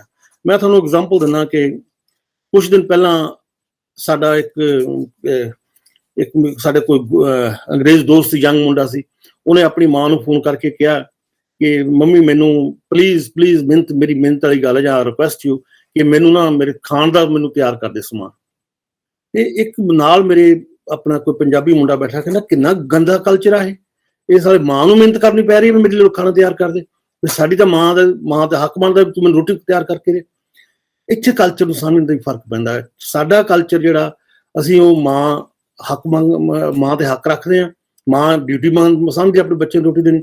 ਤੇ ਇਸ ਕਲਚਰ 'ਚ ਮਾਂ ਕਹਿੰਦੀ ਮੈਨੂੰ ਹਿੱਸਾ ਪਾ, ਮੇਰੇ ਘਰ ਦੀ ਮੇਰੇ ਕਿਚਨ ਵਿੱਚ ਹਿੱਸਾ ਪਾ, ਫਿਰ ਤੇਰਾ ਹਿੱਸਾ ਬਣਦਾ ਕਲਚਰ ਦਾ। ਤੇ ਤੂੰ ਕੰਮ ਕਰਦਾ, ਜੌਬ ਕਰਦਾ, ਤੂੰ ਪੈਸੇ ਕਮਾਉਣਾ, ਤੂੰ ਉਹਦੇ ਵਿੱਚ ਹਿੱਸਾ ਪਾ ਕਿਚਨ ਵਿੱਚ, ਤਾਂ ਤੇਰਾ ਸੈਂਡਵਿਚ ਬਣੇਗਾ। ਮਤਲਬ ਇਹ ਕਲਚਰ ਦਾ ਫਰਕ ਹੈਗਾ, ਇਹ ਕਲਚਰ ਨੂੰ ਸਮਝਣ ਦੀ ਲੋੜ ਆ। ਜਿਵੇਂ ਕੋਈ ਜਿਹੜੀ ਔਰਤਾਂ ਨੂੰ ਵੀ ਅਸੀਂ ਜਿਹੜੇ ਲੈਂਦੇ ਹਾਂ, ਉਹਨਾਂ ਦੀ ਜਿਹੜਾ ਅਸੀਂ ਆਪਣੇ ਕਲਚਰ ਨੂੰ ਅਨਲਰਨ ਕਰਕੇ ਫਿਰ ਇਹਨਾਂ ਨੂੰ ਸਮਝਣ ਦੀ ਕੋਸ਼ਿਸ਼ ਕਰਦੇ ਹਾਂ। ਇਸ ਤਰ੍ਹਾਂ ਜਿਹੜਾ ਅਸੀਂ ਬਹੁਤ ਸਾਰੇ ਕਰੈਕਟਰ ਲੈਂਦੇ ਹਾਂ ਗੋਰਿਆਂ ਦਾ ਕਰੈਕਟਰ ਜਿਹੜਾ ਨਾ, ਇੱਕ ਮੈਂ ਤੁਹਾਨੂੰ ਗੱਲ ਸਾਂਝੀ ਕਰਨੀ ਚਾਹਾਂਗਾ ਕਿ ਮੇਰੇ ਆਉਣ ਤੋਂ ਲੈ ਕੇ ਅੱਜ ਤੋਂ 50 ਸਾਲ ਤੋਂ ਪਹਿਲਾਂ ਤੋਂ ਲੈ ਕੇ ਸਾਡੇ ਗੋਰੇ ਸਮਾਜ ਨਾਲ ਸਿੱਧਾ ਵਾਹ ਨਹੀਂ ਪਿਆ। ਅਸੀਂ ਜਿਹੜੇ ਅਸੀਂ ਅੰਗਰੇਜ਼ ਲਾਈਫ ਨੂੰ ਦੇਖਦੇ ਜਾਂ ਬ੍ਰਿਟਿਸ਼ ਲਾਈਫ ਨੂੰ ਦੇਖਣ ਦੀ ਕੋਸ਼ਿਸ਼ ਕਰਦੇ ਹਾਂ, ਸਾਡੀ ਵਿੰਡੋ ਹੈਗੀ ਟੈਲੀਵਿਜ਼ਨ। ਉਹ ਆਪਣੇ ਘਰਾਂ ਵਿੱਚ ਕਿਵੇਂ ਰਹਿੰਦੇ ਆ, ਉਹ ਸਾਨੂੰ ਉਹਨਾਂ ਤੱਕ ਸਾਡੀ ਅਪਰੋਚ ਨਹੀਂ ਹੈਗੀ। ਇਸੇ ਕਰਕੇ ਸਾਡੇ ਜਿਹੜੇ ਕਰੈਕਟਰ ਆ, ਉਹ ਜਿਹੜੇ ਬ੍ਰਿਟਿਸ਼ ਕਰੈਕਟਰ ਜਾਂ ਦੂਜੇ ਕਰੈਕਟਰ ਆ, ਨਾਨ ਇੰਡੀਅਨ ਕਰੈਕਟਰ ਘੱਟ ਆਉਂਦੇ ਆ। ਜਦੋਂ ਆਉਂਦੇ ਵੀ ਆ ਤਾਂ ਅਸੀਂ ਉਹਨਾਂ ਦੇ ਲਈ ਕਾਮਯਾਬ ਨਹੀਂ ਹੁੰਦੇ, ਉਹਨਾਂ ਨੂੰ ਸਿਰਜਣ ਲਈ, ਉਹਨਾਂ ਦਾ ਮਨ ਫਰੋਲਣ ਲਈ। ਅਸੀਂ ਜਦੋਂ ਡਾਕਟਰ ਸਵਰਨ ਚੰਦਨ ਹੁਣ ਜਿਉਂਦੇ ਸੀ, ਅਸੀਂ ਇੱਕ ਕਹਾਣੀ ਆਈ ਸੀ ਉਹਦੇ ਵਿੱਚ ਕਿਸੇ ਨੇ ਗੋਰੇ ਕਰੈਕਟਰ ਬਾਰੇ ਕਹਾਣੀ ਲਿਖੀ ਸੀ। ਅਸੀਂ ਉਹਦੇ ਵਿੱਚ, ਉਹਦਾ ਨਾਂ ਸ਼ਾਇਦ ਪੀਟਰ ਸੀ, ਅਸੀਂ ਉਹਨੂੰ ਪ੍ਰੀਤਮ ਸਿੰਘ ਰੱਖ ਕੇ ਪੜ੍ਹਨ ਦੀ ਕੋਸ਼ਿਸ਼ ਕੀਤੀ, ਕੋਈ ਫਰਕ ਨਹੀਂ ਪਿਆ ਉਹਨੂੰ। ਜਦੋਂ ਅਸੀਂ ਲਿਖਦੇ ਚ ਸਾਨੂੰ ਗੋਰੇ ਜਿਹੜਾ ਕਰੈਕਟਰ ਅਸੀਂ ਸਿਰਜ ਰਹੇ ਹਾਂ, ਉਹਦੀ ਸਾਨੂੰ ਸਮਝ ਹੀ ਨਹੀਂ ਹੈ। ਉਹਨੂੰ ਅਸੀਂ ਆਪਣੇ ਮਨਪਸੰਦ ਦਾ ਬਣਾਉਣ ਦੀ ਕੋਸ਼ਿਸ਼ ਕਰਦੇ ਹਾਂ, ਜੋ ਕੁਝ ਜਿੱਦਾਂ ਅਸੀਂ ਚਾਹੁੰਦੇ ਹਾਂ ਉਦਾਂ ਹੀ ਉਹ ਕਹੇ। ਅਸੀਂ ਉਹਨੂੰ ਇਸ ਤਰ੍ਹਾਂ ਨਹੀਂ ਚਾਹੁੰਦੇ ਕਰ ਸਕਦੇ ਕਿ ਇਹ ਬਈ ਉਹ ਕਿਵੇਂ ਆਪਣੀ ਰਹਿਤਲ ਵਿੱਚ ਰਹਿ ਕੇ ਕਿਵੇਂ ਸੋਚਦਾ, ਉੱਤੇ ਸਾਡੀ ਪਹੁੰਚ ਨਹੀਂ ਹੈਗੀ ਸਾਨੂੰ। ਦੂਜੀ, ਜਿਵੇਂ ਇਹਨਾਂ ਨੇ ਡਾਕਟਰ ਸਾਹਿਬ ਨੇ ਇੱਕ ਕਰੈਕਟਰ ਦੀ ਗੱਲ ਕੀਤੀ ਸੀ ਵੀ ਅਸੀਂ ਸੋਚਦੇ ਹਾਂ ਵੀ ਜਿਹੜਾ ਪਾਤਰ ਆ ਸਾਡਾ ਇੰਡੀਅਨ ਕਲਚਰ ਆ, ਜਾਂ ਇੰਡੀਅਨ ਵੇ ਆਫ ਥਿੰਕਿੰਗ ਆ, ਜਾਂ ਇੰਡੀਅਨ ਵੇ ਆਫ ਲਿਵਿੰਗ ਆ, ਉਹੀ ਵਧੀਆ ਤਰੀਕਾ, ਉਹੀ ਵਧੀਆ ਆਨਸਰ ਆ। ਇਹ ਅਸੀਂ ਜ਼ਰੂਰ, ਇਹ ਵੀ ਇੱਕ ਸਾਡਾ ਇੱਥੇ ਅਸੀਂ ਮਿਸਟੇਕ ਕਰ ਜਾਂਦੇ ਕਈ ਵਾਰੀ, ਜਿਹੜੇ ਲਿਖਣ ਵਾਲੇ ਵੀ ਬੰਦੇ ਹੈਗੇ ਨਾ, ਇਹ ਬੜਾ ਵੱਡੀ ਗੱਲ ਹੈਗੀ ਆ, ਬੜਾ ਮਸਲਾ ਹੈਗਾ। ਜਿਹੜਾ ਸਾਡਾ ਇੱਕ ਜਿਹੜੀ ਅਸੀਂ ਕਲਚਰ ਦੀ ਗੱਲ ਕਰਦੇ ਹਾਂ, ਸਾਡੇ ਕਲਚਰ ਦਾ ਟਕਰਾਅ ਘੱਟ ਹੈ। ਕਲਚਰ ਦਾ ਟਕਰਾਅ ਘੱਟ ਹੋਣ ਦਾ ਕਾਰਨ ਇਹ ਆ ਕਿ ਅਸੀਂ ਕਲਚਰ ਦੇ ਅੰਦਰ ਨਵਾਂ ਕਲਚਰ ਸਿਰਜ ਲਿਆ। ਮੈਂ ਆਪਣੇ ਪਹਿਲੇ ਨਾਵਲ 'ਚ ਇਹ ਗੱਲ ਕੀਤੀ ਸੀ ਕਿ ਸਾਡਾ ਜਦੋਂ ਮੈਂ ਜਿੱਥੇ ਜੌਬ ਵੀ ਕਰਦੇ ਹਾਂ, ਮੈਂ ਜੌਬ ਕੀਤੀ ਰੋਇਲ ਮੇਲ ਦੇ ਵਿੱਚ, ਪੋਸਟ ਆਫਿਸ ਦੇ ਵਿੱਚ 5 ਸਾਲ 7-8 ਸਾਲ ਕੀਤੇ। ਉੱਥੇ ਇੱਕ ਵੀ ਇੰਗਲਿਸ਼ ਦਾ ਲਫ਼ਜ਼ ਬੋਲਣ ਦੀ ਸਾਨੂੰ ਲੋੜ ਨਹੀਂ ਪੈਂਦੀ ਸੀ। ਉਹਦਾ ਕਾਰਨ ਇਹ ਸੀ ਕਿ ਅਸੀਂ ਬੰਦੇ ਉੱਥੇ ਇੰਨੇ ਬੰਦੇ ਕੰਮ ਕਰਦੇ ਸੀ ਕਿ ਅਸੀਂ ਸਾਰਾ ਦਿਨ ਆਪਣੀ ਹਿੰਦੀ ਜਾਂ ਪੰਜਾਬੀ ਬੋਲਦੇ ਸੀ। ਤੇ ਅਸੀਂ ਜਾਣੀ ਕਿ ਮੇਰਾ ਕਹਿਣ ਦਾ ਮਤਲਬ ਇਹ ਸੀ ਕਲਚਰ ਦੇ ਅੰਦਰ ਇੱਕ ਕਲਚਰ ਸਿਰਜ ਚੁੱਕੇ ਹਾਂ। ਮਸਲਾ ਉਦੋਂ ਪੈਂਦਾ ਜਦੋਂ ਸਾਡਾ ਹੋਸਟ ਕਲਚਰ ਨਾ ਬਾਹ ਪੈਂਦਾ। ਅਸੀਂ ਜਿਹੜਾ ਸਾਊਥ ਹਾਲ ਦਾ ਕੰਸੈਪਟ ਵੀ ਆ, ਇਸ ਕਲਚਰ ਦੇ ਅੰਦਰ ਕਲਚਰ ਸਿਰਜਣ ਦਾ ਕੰਸੈਪਟ ਆ ਸਾਰੇ। ਅਸੀਂ ਉਹ ਕਲਚਰ ਦੇ ਅੰਦਰ ਕਲਚਰ ਸਿਰਜਦਾ, ਅਸੀਂ ਉਹਦੇ ਵਿੱਚ ਵਿਚਰਦੇ ਹਾਂ, ਉਹਦੇ ਵਿੱਚ ਹੀ ਰਹਿੰਦੇ ਹਾਂ। ਜਦੋਂ ਅਸੀਂ ਮੇਨ ਸਟਰੀਮ ਵਿੱਚ ਜਾਂਦੇ ਹਾਂ, ਫਿਰ ਸਾਨੂੰ ਮਸਲੇ ਆਉਂਦੇ ਆ, ਉੱਥੇ ਮਸਲਾ ਖੜਾ ਹੁੰਦਾ। ਨਹੀਂ ਤਾਂ ਨਾਰਮਲ ਲਾਈਫ ਵਿੱਚ ਜੀਉਣ ਦਾ ਕੋਈ ਸਾਨੂੰ ਮਸਲਾ ਨਹੀਂ ਪੈਂਦਾ ਹੈਗਾ। ਜਿਹੜੇ ਅਸੀਂ ਆਮ ਬੰਦੇ ਹੈਗੇ ਨਾ, ਜਿਹੜੇ ਬੰਦਿਆਂ ਨੇ ਹੁਣ ਜਿਹੜਾ ਮੈਨੂੰ ਦਿੱਕਤ ਆਉਂਦੀ ਹੈ, ਉਹ ਇਹ ਹੈ ਕਿ ਅਸੀਂ ਇੱਥੇ ਹਿੰਦੂ ਕਾਲਜ ਖੋਲ੍ਹਿਆ, ਸਿੱਖ ਕਾਲਜ ਖੋਲ੍ਹਿਆ, ਮੁਸਲਿਮ ਕਾਲਜ ਖੋਲ੍ਹਿਆ, ਸਕੂਲ ਖੋਲ੍ਹਿਆ। ਇਹ ਬੜਾ ਵਧੀਆ, ਠੀਕ ਆ, ਤੁਸੀਂ ਆਪਣੇ ਕਲਚਰ ਨੂੰ ਇੱਕ ਸਾਂਭਣ ਦੀ ਕੋਸ਼ਿਸ਼ ਕਰਦੇ ਆ। ਪਰ ਜਦੋਂ ਇਹ ਬੱਚੇ ਪੜ੍ਹੇ ਹੋਏ ਬੱਚੇ ਮੇਨ ਕਲਚਰ ਵਿੱਚ ਜੌਬ ਵਿੱਚ ਜਾਂਦੇ ਆ, ਤੇ ਜਿਨ੍ਹਾਂ ਨੇ ਉਹ ਦੂਜੇ ਸੱਭਿਆਚਾਰ ਦੇ ਬੰਦਿਆਂ ਨੂੰ ਮਿਲੇ ਨਹੀਂ ਹੁੰਦੇ ਬਹੁਤੇ, ਉਸ ਵੇਲੇ ਉਹਨਾਂ ਨੂੰ ਦਿੱਕਤਾਂ ਪੇਸ਼ ਆਉਂਦੀਆਂ। ਮੈਂ ਜਦੋਂ ਸਕੂਲ ਖੁੱਲੇ ਸਾਡੇ ਇੱਥੇ, ਮੈਨੂੰ ਵੀ ਬੱਚਿਆਂ ਨੂੰ ਉੱਥੇ ਪੜ੍ਹਨ ਲਾਉਣ ਲਈ ਅਪਰੋਚ ਕੀਤਾ ਗਿਆ ਸੀ। ਮੈਂ ਨਹੀਂ ਬੱਚੇ ਉੱਥੇ ਪੜ੍ਹਨ ਲਾਇਆ, ਕਿਉਂਕਿ ਬੱਚਿਆਂ ਨੇ ਰਹਿਣਾ ਤਾਂ ਉਹਦਾ ਹੋਸਟ ਕਲਚਰ ਜਿਹੜਾ ਉਹ ਮੇਨ ਕਲਚਰ ਉਹ ਬਣ ਜਾਣਾ। ਉਹਨਾਂ ਨੇ ਉੱਥੇ ਜਾ ਕੇ ਸਿੱਖਣਾ, ਜੋ ਸਿੱਖਣਾ ਉਹਨਾਂ ਨਾਲ ਡੀਲ ਕਰਨਾ ਉਹਨਾਂ ਨੇ, ਤੇ ਉਹ ਇਸ ਕਰਕੇ ਉਹਨਾਂ ਨੂੰ ਉਹ ਸਿੱਖਣ ਦੀ ਲੋੜ ਆ ਆਪਣਾ ਕਲਚਰ ਦੇ ਨਾਲ, ਉਹ ਜਿੰਨਾ ਵੀ ਉਹ ਸਿੱਖਦੇ ਕੋਲੋਂ ਸਿੱਖਦੇ ਆ। ਦੂਸਰੀ ਗੱਲ ਇਹ ਵੀ ਹੈ ਕਿ ਹਰ ਗੱਲ ਦਾ ਹੱਲ ਸਾਡਾ ਕਲਚਰ ਹੀ ਆ। ਜਿਹੜੇ ਸਾਡੇ ਮਸਲੇ ਆ ਉਹਨਾਂ ਦਾ ਹੱਲ ਸਾਡਾ ਹੀ ਕਲਚਰ ਨਹੀਂ ਨਾ ਬਣਦਾ ਹੈਗਾ, ਹੋਰ ਵੀ ਤਾਂ ਉਹਦੇ ਹੱਲ ਬਣਦੇ ਆ। ਤੇ ਇਸ ਕਰਕੇ ਮੈਂ ਇਹ ਸਮਝਦਾ ਕਿ ਸਾਨੂੰ ਇਹ ਥੋੜਾ ਜਿਹਾ ਇਹਦੇ ਬਾਰੇ ਵੀ ਇੱਕ ਵੱਖਰੇ ਤਰੀਕੇ ਨਾਲ ਸੋਚਣ ਦੀ ਲੋੜ ਆ। ਤੇ ਜਿਹੜੇ ਇੱਕ ਮੈਂ ਇਹ ਸਮਝਦਾ ਕਿ ਜਿਹੜੇ ਸਾਡੇ ਰਾਈਟਰ ਆ, ਸਾਨੂੰ ਸਬਜੈਕਟ ਨਵੇਂ ਆ ਰਹੇ, ਵੈਸੇ ਤਾਂ ਲਿਖੇ ਜਾ ਰਹੇ ਆ ਇਹ, ਜਿਹੜੇ ਪਹਿਲੇ ਸਬਜੈਕਟ ਸੀ ਉਹ ਹੁਣ ਨਹੀਂ ਹੈਗੇ, ਵੱਖਰੇ ਹੋ ਰਹੇ ਆ। ਪਰ ਜਿਹੜੇ ਨਵੇਂ ਸਬਜੈਕਟ ਆ, ਜਿਵੇਂ ਇਹਨਾਂ ਨੇ ਨਵੇਂ ਨਾਵਲ ਦੀ ਗੱਲ ਕੀਤੀ ਇੱਕ ਦੀ, ਮੈਂ ਤਾਂ ਨਹੀਂ ਪੜ੍ਹਿਆ, ਪਰ ਉਹ ਇਹੋ ਜਿਹੇ ਨਾਵਲਾਂ ਦੀ ਲੋੜ ਆ ਜਿਹੜਾ ਨਵਾਂ ਜੋ ਕੁਛ ਪਿਛਲੇ 10 ਸਾਲ ਵਿੱਚ ਵਾਪਰਿਆ, ਮੈਂ ਉਹ ਦੇਖਦਾ। ਪਰ ਮੇਰਾ ਉਹਦੇ ਵਿੱਚ ਸਿੱਧਾ ਅਨੁਭਵ ਨਹੀਂ ਹੋਣ ਕਰਕੇ, ਸਿੱਧਾ ਅਨੁਭਵ ਨਹੀਂ ਹੈ, ਇਸ ਕਰਕੇ ਮੇਰੀ ਪਕੜ ਚ ਆਉਣਾ ਬੜਾ ਮੁਸ਼ਕਲ ਹੋ ਰਿਹਾ। ਪਰ ਬਹੁਤ ਕੁਝ ਵਾਪਰਿਆ ਪਿਛਲੇ 10-15 ਸਾਲ ਵਿੱਚ। ਜਿਹੜੇ ਸਟੂਡੈਂਟ ਆਏ ਆ, ਜਿਹੜੇ ਖਾਸ ਤੌਰ ਤੇ ਕੈਨੇਡਾ ਵਿੱਚ ਗਏ ਆ, ਇੱਥੇ ਵੀ ਆਏ ਆ, ਇੱਥੇ ਵੀ ਸਟੂਡੈਂਟ ਆ ਰਹੇ, ਉਹਨਾਂ ਦੀ ਵੀ ਇੱਕ ਵੱਖਰੀ ਲਾਈਫ ਆ, ਨਵਾਂ ਉਹਨਾਂ ਦੇ ਸਭ ਨਵੇਂ ਉਹਨਾਂ ਦੇ ਮਸਲੇ ਖੜੇ ਹੁੰਦੇ ਆ, ਨਵਾਂ ਉਹਨਾਂ ਦੇ ਕੋਲ ਉਹਨਾਂ ਦੀ ਜਿਹੜੇ ਉਹਦੇ ਹੱਲ ਲੱਭਦੇ ਆ, ਉਹਨੂੰ ਸਾਰੇ ਨੂੰ ਚਿਤਰਨ ਲਈ ਲੋੜ ਹੈਗੀ ਆ। ਇਸ ਵੇਲੇ ਬੜਾ ਕੁਛ ਲਿਖਣ ਵਾਲਾ ਪਿਆ, ਲਿਖਿਆ ਨਹੀਂ ਜਾ ਰਿਹਾ, ਬਹੁਤ ਘੱਟ ਲਿਖਿਆ ਜਾ ਰਿਹਾ ਜੋ ਕੁਛ ਵਾਪਰਿਆ ਇਸ ਸਾਡੇ ਇੱਥੇ ਵਿੱਚ। ਤੇ ਜਿਹੜਾ ਸਾਨੂੰ ਇੱਕ ਜਿਹੜੇ ਬੰਦੇ ਨਵੇਂ ਆਉਂਦੇ, ਪੁਰਾਣੇ ਬੰਦੇ ਵੀ ਜਿਹੜੇ ਆਉਂਦੇ, ਹੋਸਟ ਕਲਚਰ ਨੂੰ ਵੀ ਸਮਝਣ ਦੀ ਲੋੜ ਪੈਂਦੀ ਆ। ਜਿਹੜਾ ਕਲਚਰ ਆ ਉਹਦੇ ਵਿੱਚ ਬਹੁਤ ਵਧੀਆ ਗੱਲਾਂ ਹੈਗੀਆਂ। ਜਿਹੜਾ ਮੈਨੂੰ ਪੱਛਮ ਦੇ ਕਲਚਰ ਬਹੁਤ ਵਧੀਆ ਲੱਗਦਾ, ਤੇ ਅਸੀਂ ਉਹਨੂੰ ਆਪਣੇ ਕਲਚਰ ਨੂੰ ਉਹਦਾ ਹੈਂਗਓਵਰ ਲੈ ਕੇ ਬੈਠੇ ਰਹਿੰਦੇ ਆ, ਤਾਂ ਅਸੀਂ ਉਹਨੂੰ ਸਮਝਣ ਦੀ ਕੋਸ਼ਿਸ਼ ਬਹੁਤ ਘੱਟ ਕਰਦੇ ਆ। ਤੇ ਬਾਕੀ ਜਿਹੜਾ ਜੋ ਕੁਛ ਇੱਕ ਜਿਹੜਾ ਸਾਡਾ ਇੱਥੇ ਬਹੁਤ ਵਧੀਆ ਹੈਗਾ, ਇਹਨਾਂ ਮੁਲਕਾਂ 'ਚ ਬਹੁਤ ਮਲਟੀਕਲਚਰਲ ਦੀ ਬਿਊਟੀ ਜਿਹੜੀ ਹੈ, ਇਹ ਬੜੀ ਵਧੀਆ ਹੈਗੀ ਆ। ਤੁਸੀਂ ਇੱਕੋ ਰੋਡ ਦੇ ਉੱਤੇ, ਜਿਵੇਂ ਮੇਰੀ ਰੋਡ ਤੇ ਇੱਕ ਬੰਦਾ ਕੋਈ ਸ਼ਮਾਲੀਆ ਤੋਂ ਰਹਿ ਰਿਹਾ, ਇੱਕ ਬੰਦਾ ਕੋਈ ਅਰਬ ਤੋਂ ਰਹਿ ਰਿਹਾ, ਇੱਕ ਬੰਦਾ ਕੋਈ ਪਾਕਿਸਤਾਨ ਤੋਂ ਰਹਿ ਰਿਹਾ, ਇੱਕ ਬੰਦਾ ਕੋਈ ਆਇਰਲੈਂਡ ਤੋਂ ਰਹਿ ਰਿਹਾ, ਇੱਕ ਬੰਦਾ ਕੋਈ ਸਪੇਨ ਤੋਂ ਰਹਿ ਰਿਹਾ, ਇਹ ਇਕੱਠੇ ਸਾਰੇ ਬੰਦੇ ਰਹਿੰਦੇ ਆ ਅਸੀਂ। ਉਹ ਇੱਕ ਦੂਜੇ ਦੀ ਉਹਦੇ ਟੋਲਰੈਂਸ ਦਾ ਵੀ ਪਤਾ ਲੱਗਦਾ, ਟੋਲਰੈਂਸ ਵੀ ਹੈ ਉਹਦੇ ਵਿੱਚ, ਤੇ ਉਹ ਬੜਾ ਵਧੀਆ ਇੱਕ ਤਰੀਕਾ ਹੈਗਾ। ਉਹ ਇਹ ਚੀਜ਼ਾਂ ਨੂੰ ਵੀ ਬੜਾ ਕੁਛ, ਇਹ ਬਿਊਟੀ ਵੀ ਫੜਨ ਦੀ ਲੋੜ ਆ। ਤੇ ਇੱਕ ਜਿਹੜਾ ਜਦੋਂ ਹੁਣ ਤੇ ਮੇਰਾ ਖਿਆਲ ਹੈ ਸ਼ਾਇਦ ਮੈਨੂੰ ਅੱਜ ਡਾਕਟਰ ਸਾਹਿਬ ਗੁਰਮੁਖ ਸਿੰਘ ਉਹਨਾਂ ਨੇ ਗੱਲਾਂ ਲੱਗਿਆ ਵੀ ਗੱਲ ਵੱਖਰੀ ਹੈ। ਜਦੋਂ ਮੈਂ ਦੇਖਣ ਦੀ ਕੋਸ਼ਿਸ਼ ਕੀਤੀ ਕਿ ਜਿਹੜਾ ਸਾਡਾ ਪਾਠਕ ਆ ਉਹ ਇਹ ਪੜ੍ਹਨਾ ਚਾਹੁੰਦਾ ਕਿ ਇੰਗਲੈਂਡ ਵਿੱਚ ਜੋ ਕੁਝ ਵਾਪਰ ਗਿਆ ਬਹੁਤ ਬੁਰਾ, ਬਹੁਤ ਮਾੜੀ ਹੋ ਗਿਆ, ਉਹਨੇ ਬੱਚੇ ਗੁਆਚ ਗਏ, ਉਹਨਾਂ ਦੀਆਂ ਧੀਆਂ ਨਿਕਲ ਗਈਆਂ, ਇਹੋ ਜਿਹੀਆਂ ਗੱਲਾਂ ਪੜ੍ਹ ਕੇ ਜਦੋਂ ਕੰਜਕਾਂ ਨਾਵਲ ਆਇਆ, ਉਹ ਲੋਕ ਇਹ ਸੋਚਦੇ ਹੁੰਦੇ, ਇੱਥੇ ਰਾਮ ਸਰੂਪ ਬਣ ਕੇ ਆਏ ਸੀ ਮੇਰੇ ਕੋਲ ਇੱਕ ਵਾਰੀ, ਉਹ ਕਹਿੰਦੇ ਤੁਹਾਡੇ ਬੱਚੇ ਤਾਂ ਚੰਗੇ ਭਲੇ ਤੁਰੇ ਫਿਰਦੇ ਆ, ਅਸੀਂ ਤਾਂ ਸੋਚਿਆ ਕੁੜੀਆਂ ਨਿਕਲ ਗਈਆਂ ਸਭ ਦੀਆਂ ਘਰੋਂ, ਕਿਉਂਕਿ ਲੋਕ ਇਸ ਤਰ੍ਹਾਂ ਹੀ ਸੋਚਦੇ ਸੀ, ਜਾਂ ਇਸ ਤਰ੍ਹਾਂ ਹੀ ਸਭ ਕੁਝ ਮਾੜਾ ਹੀ ਵਾਪਰ ਰਿਹਾ। ਪ੍ਰਵਾਸ ਵਿੱਚ ਬਹੁਤ ਵਧੀਆ ਵੀ ਵਾਪਰ ਰਿਹਾ, ਜਿਸ ਗੱਲ ਵੀ ਹੋਈ, ਪ੍ਰਵਾਸ ਵਿੱਚ ਬੜੀਆਂ ਵਧੀਆ ਗੱਲਾਂ ਵੀ ਹੋਈਆਂ, ਬੜੀਆਂ ਵਧੀਆ ਵਾਪਰ ਰਹੀਆਂ, ਬੜੀਆਂ ਲਾਈਫ ਬਿਊਟੀਫੁਲ ਵੀ ਹੈਗੀ ਆ। ਲਾਈਫ ਜਿਹੜਾ ਸੰਘਰਸ਼ ਵੀ ਲਾਈਫ ਦਾ ਬਹੁਤ ਆ, ਕਿਉਂਕਿ ਜਦੋਂ ਤੁਸੀਂ ਨਵੀਂ ਜਗ੍ਹਾ ਤੇ ਜਾਂਦੇ ਹੋ ਉੱਥੇ ਤੁਹਾਨੂੰ ਸੰਘਰਸ਼ ਕਰਨਾ ਹੀ ਪੈਂਦਾ। ਤੇ ਜਦੋਂ ਤੁਸੀਂ ਜਾ ਕੇ ਸੈਟਲ ਹੋ ਜਾਂਦੇ ਹੋ, ਸੰਘਰਸ਼ ਘੱਟ ਜਾਂਦੇ ਆ। ਮੇਰਾ ਪਰਸੋਂ ਰਾਤ ਮੇਰੇ ਕੋਲ ਇੱਕ ਮੇਰਾ ਗੋਰਾ ਦੋਸਤ, ਮੇਰਾ ਅੰਗਰੇਜ਼ ਦੋਸਤ ਗੱਲ ਕਰ ਰਿਹਾ ਸੀ, ਉਹ ਕਹਿ ਰਿਹਾ ਸੀ ਕਿ ਉਹਦੇ ਭਰਾ ਨੇ ਆਸਟ੍ਰੇਲੀਆ ਵਿੱਚ ਜਾ ਕੇ ਬਹੁਤ ਵੱਡਾ ਬਿਜ਼ਨਸ ਖੜਾ ਕਰ ਲਿਆ, ਵੀ ਮੇਰੇ ਕੋਲ ਇੱਥੇ ਨਹੀਂ ਖੜਾ ਕਰ ਹੋਇਆ। ਉਹ ਜਦੋਂ ਅਸੀਂ ਦੂਜੇ ਥਾਂ ਤੇ ਜਾਂਦੇ ਆ, ਜਦੋਂ ਅਸੀਂ ਆਏ ਆ, ਸਾਡਾ ਸਭ ਤੋਂ ਪਹਿਲਾ ਮਕਸਦ ਹੁੰਦਾ ਵੀ ਇੱਕਦਮ ਜਾ ਕੇ ਘਰ ਲਓ, ਸੈਟਲ ਹੋਵੋ। ਹੁਣ ਸਾਡੇ ਬੱਚਿਆਂ ਦਾ ਮਕਸਦ ਨਹੀਂ ਹੈ ਉਹ, ਬੱਚੇ ਕਿਉਂਕਿ ਬ੍ਰਿਟਿਸ਼ ਹੋ ਗਏ, ਬ੍ਰਿਟਿਸ਼ ਤਰੀਕੇ ਨਾਲ ਸੋਚਦੇ ਆ। ਜਦੋਂ ਅਸੀਂ ਦੂਜੇ ਥਾਂ ਤੇ ਜਾਂਦੇ ਸੰਘਰਸ਼ ਕਰਦੇ ਆ, ਸੰਘਰਸ਼ ਕਰਕੇ ਸੈਟਲ ਹੋਣ ਦੀ ਕੋਸ਼ਿਸ਼ ਕਰਦੇ ਆ, ਤੇ ਜਦੋਂ ਉੱਥੇ ਜਾ ਕੇ ਸੈਟਲ ਹੋ ਜਾਂਦੇ ਆ ਫਿਰ ਅਸੀਂ ਲੇਜ਼ੀ ਹੋ ਜਾਂਦੇ ਆ। ਇਸ ਤਰੀਕੇ ਨਾਲ ਲਾਈਫ ਜਿਹੜੀ ਆ ਉਹ ਲਾਈਫ ਹੁਣ ਪਹਿਲਾਂ ਨਾਲੋਂ ਲਾਈਫ ਬਦਲੀ ਹੋਈ ਹੈ ਇੱਥੇ ਸਾਰੀ। ਤੇ ਜਿਹੜੇ ਨਵੇਂ ਬੰਦੇ ਆ ਰਹੇ ਆ ਉਹਨਾਂ ਦੀ ਲਾਈਫ ਹੋਰ ਤਰ੍ਹਾਂ ਦੀ ਆ, ਜਿਹੜੇ ਬੱਚੇ ਇੱਥੇ ਸੈਟਲ ਹੋ ਚੁੱਕੇ ਆ ਹੋਰ ਤਰ੍ਹਾਂ ਦੀ ਲਾਈਫ ਉਹਨਾਂ ਦੀ। ਇੱਕ ਜਿਹੜੀ ਇੱਕ ਗੱਲ, ਜਿਹੜੇ ਬੰਦੇ ਇੱਥੋਂ ਨਵੇਂ ਆਉਂਦੇ, ਜਿਹੜੇ ਮੈਂ ਆਪਣੇ ਇੱਕ ਨਾਵਲ ਵਿੱਚ ਵੀ ਸਬਜੈਕਟ ਲਿਆ ਸੀ, ਉਹ ਹਾਲੇ ਵੀ ਉਹੀ ਗੱਲ ਆ ਬ੍ਰਿਟਿਸ਼ ਬੌਰਨ ਦੇਸੀ ਵਿੱਚ। ਜਿਹੜੇ ਸਾਡੇ ਬੱਚੇ ਜਿਹੜੇ ਇੱਥੇ ਪੀੜ੍ਹੀ ਇੱਥੇ ਜੰਮੇ ਬੱਚੇ ਆ, ਉਹ ਦੋ ਕਲਚਰ ਲੈ ਕੇ ਬੈਠੇ ਆ। ਉਹਨਾਂ ਨੂੰ ਅਸੀਂ ਉਹ ਬ੍ਰਿਟਿਸ਼ ਕਲਚਰ ਵੀ, ਉਹ ਬ੍ਰਿਟਿਸ਼ ਇੰਡੀਅਨ ਹੈਗੇ, ਤੇ ਉਹਨਾਂ ਕੋਲ ਬ੍ਰਿਟਿਸ਼ ਕਲਚਰ ਦੀ ਸਮਝ ਵੀ ਹੈਗੀ, ਉਹਨਾਂ ਕੋਲ ਸਾਡੇ ਕਲਚਰ ਦੀ ਵੀ ਸਮਝ ਹੈਗੀ ਆ। ਤੇ ਉਹ ਦੋਨਾਂ ਕਲਚਰਾਂ ਨੂੰ ਵਿੱਚੋਂ ਇੱਕ ਵੱਖਰੀ ਬਿਊਟੀ ਨਿਕਲਦੀ ਆ, ਵੀ ਉਹ ਵੱਖਰੀ ਕਿਸਮ ਦੇ ਕਲਚਰ ਨਿਕਲਦਾ। ਉਹ ਸਾਡੀਆਂ ਕਦਰਾਂ ਕੀਮਤਾਂ ਵੀ ਕੁਛ ਉਹਨਾਂ ਕੋਲ ਹੈਗੀਆਂ, ਕੁਛ ਉਹਨਾਂ ਕੋਲ ਪੱਛਮ ਦੀਆਂ ਕਦਰਾਂ ਕੀਮਤਾਂ ਵੀ ਹੈਗੀਆਂ। ਜਿਹੜੇ ਕੁਛ ਬੰਦੇ ਇੰਡੀਆ ਤੋਂ ਆਉਂਦੇ, ਜਿਹੜੇ ਬੱਚੇ ਜਾਂ ਜਿਹੜੇ ਕੁਝ ਲੋਕ ਉਹਨਾਂ ਨੂੰ ਕੁਝ ਗੱਲਾਂ ਉਹਨਾਂ ਦੀਆਂ ਚੰਗੀਆਂ ਨਹੀਂ ਲੱਗਦੀਆਂ, ਸਮਝ ਨਹੀਂ ਲੱਗਦੀਆਂ। ਇਹ ਵੀ ਇੱਕ ਦਿੱਕਤ ਆਉਂਦੀ ਨਵੇਂ ਲੋਕਾਂ ਨੂੰ ਗੱਲ ਸਮਝਣ ਦੀ।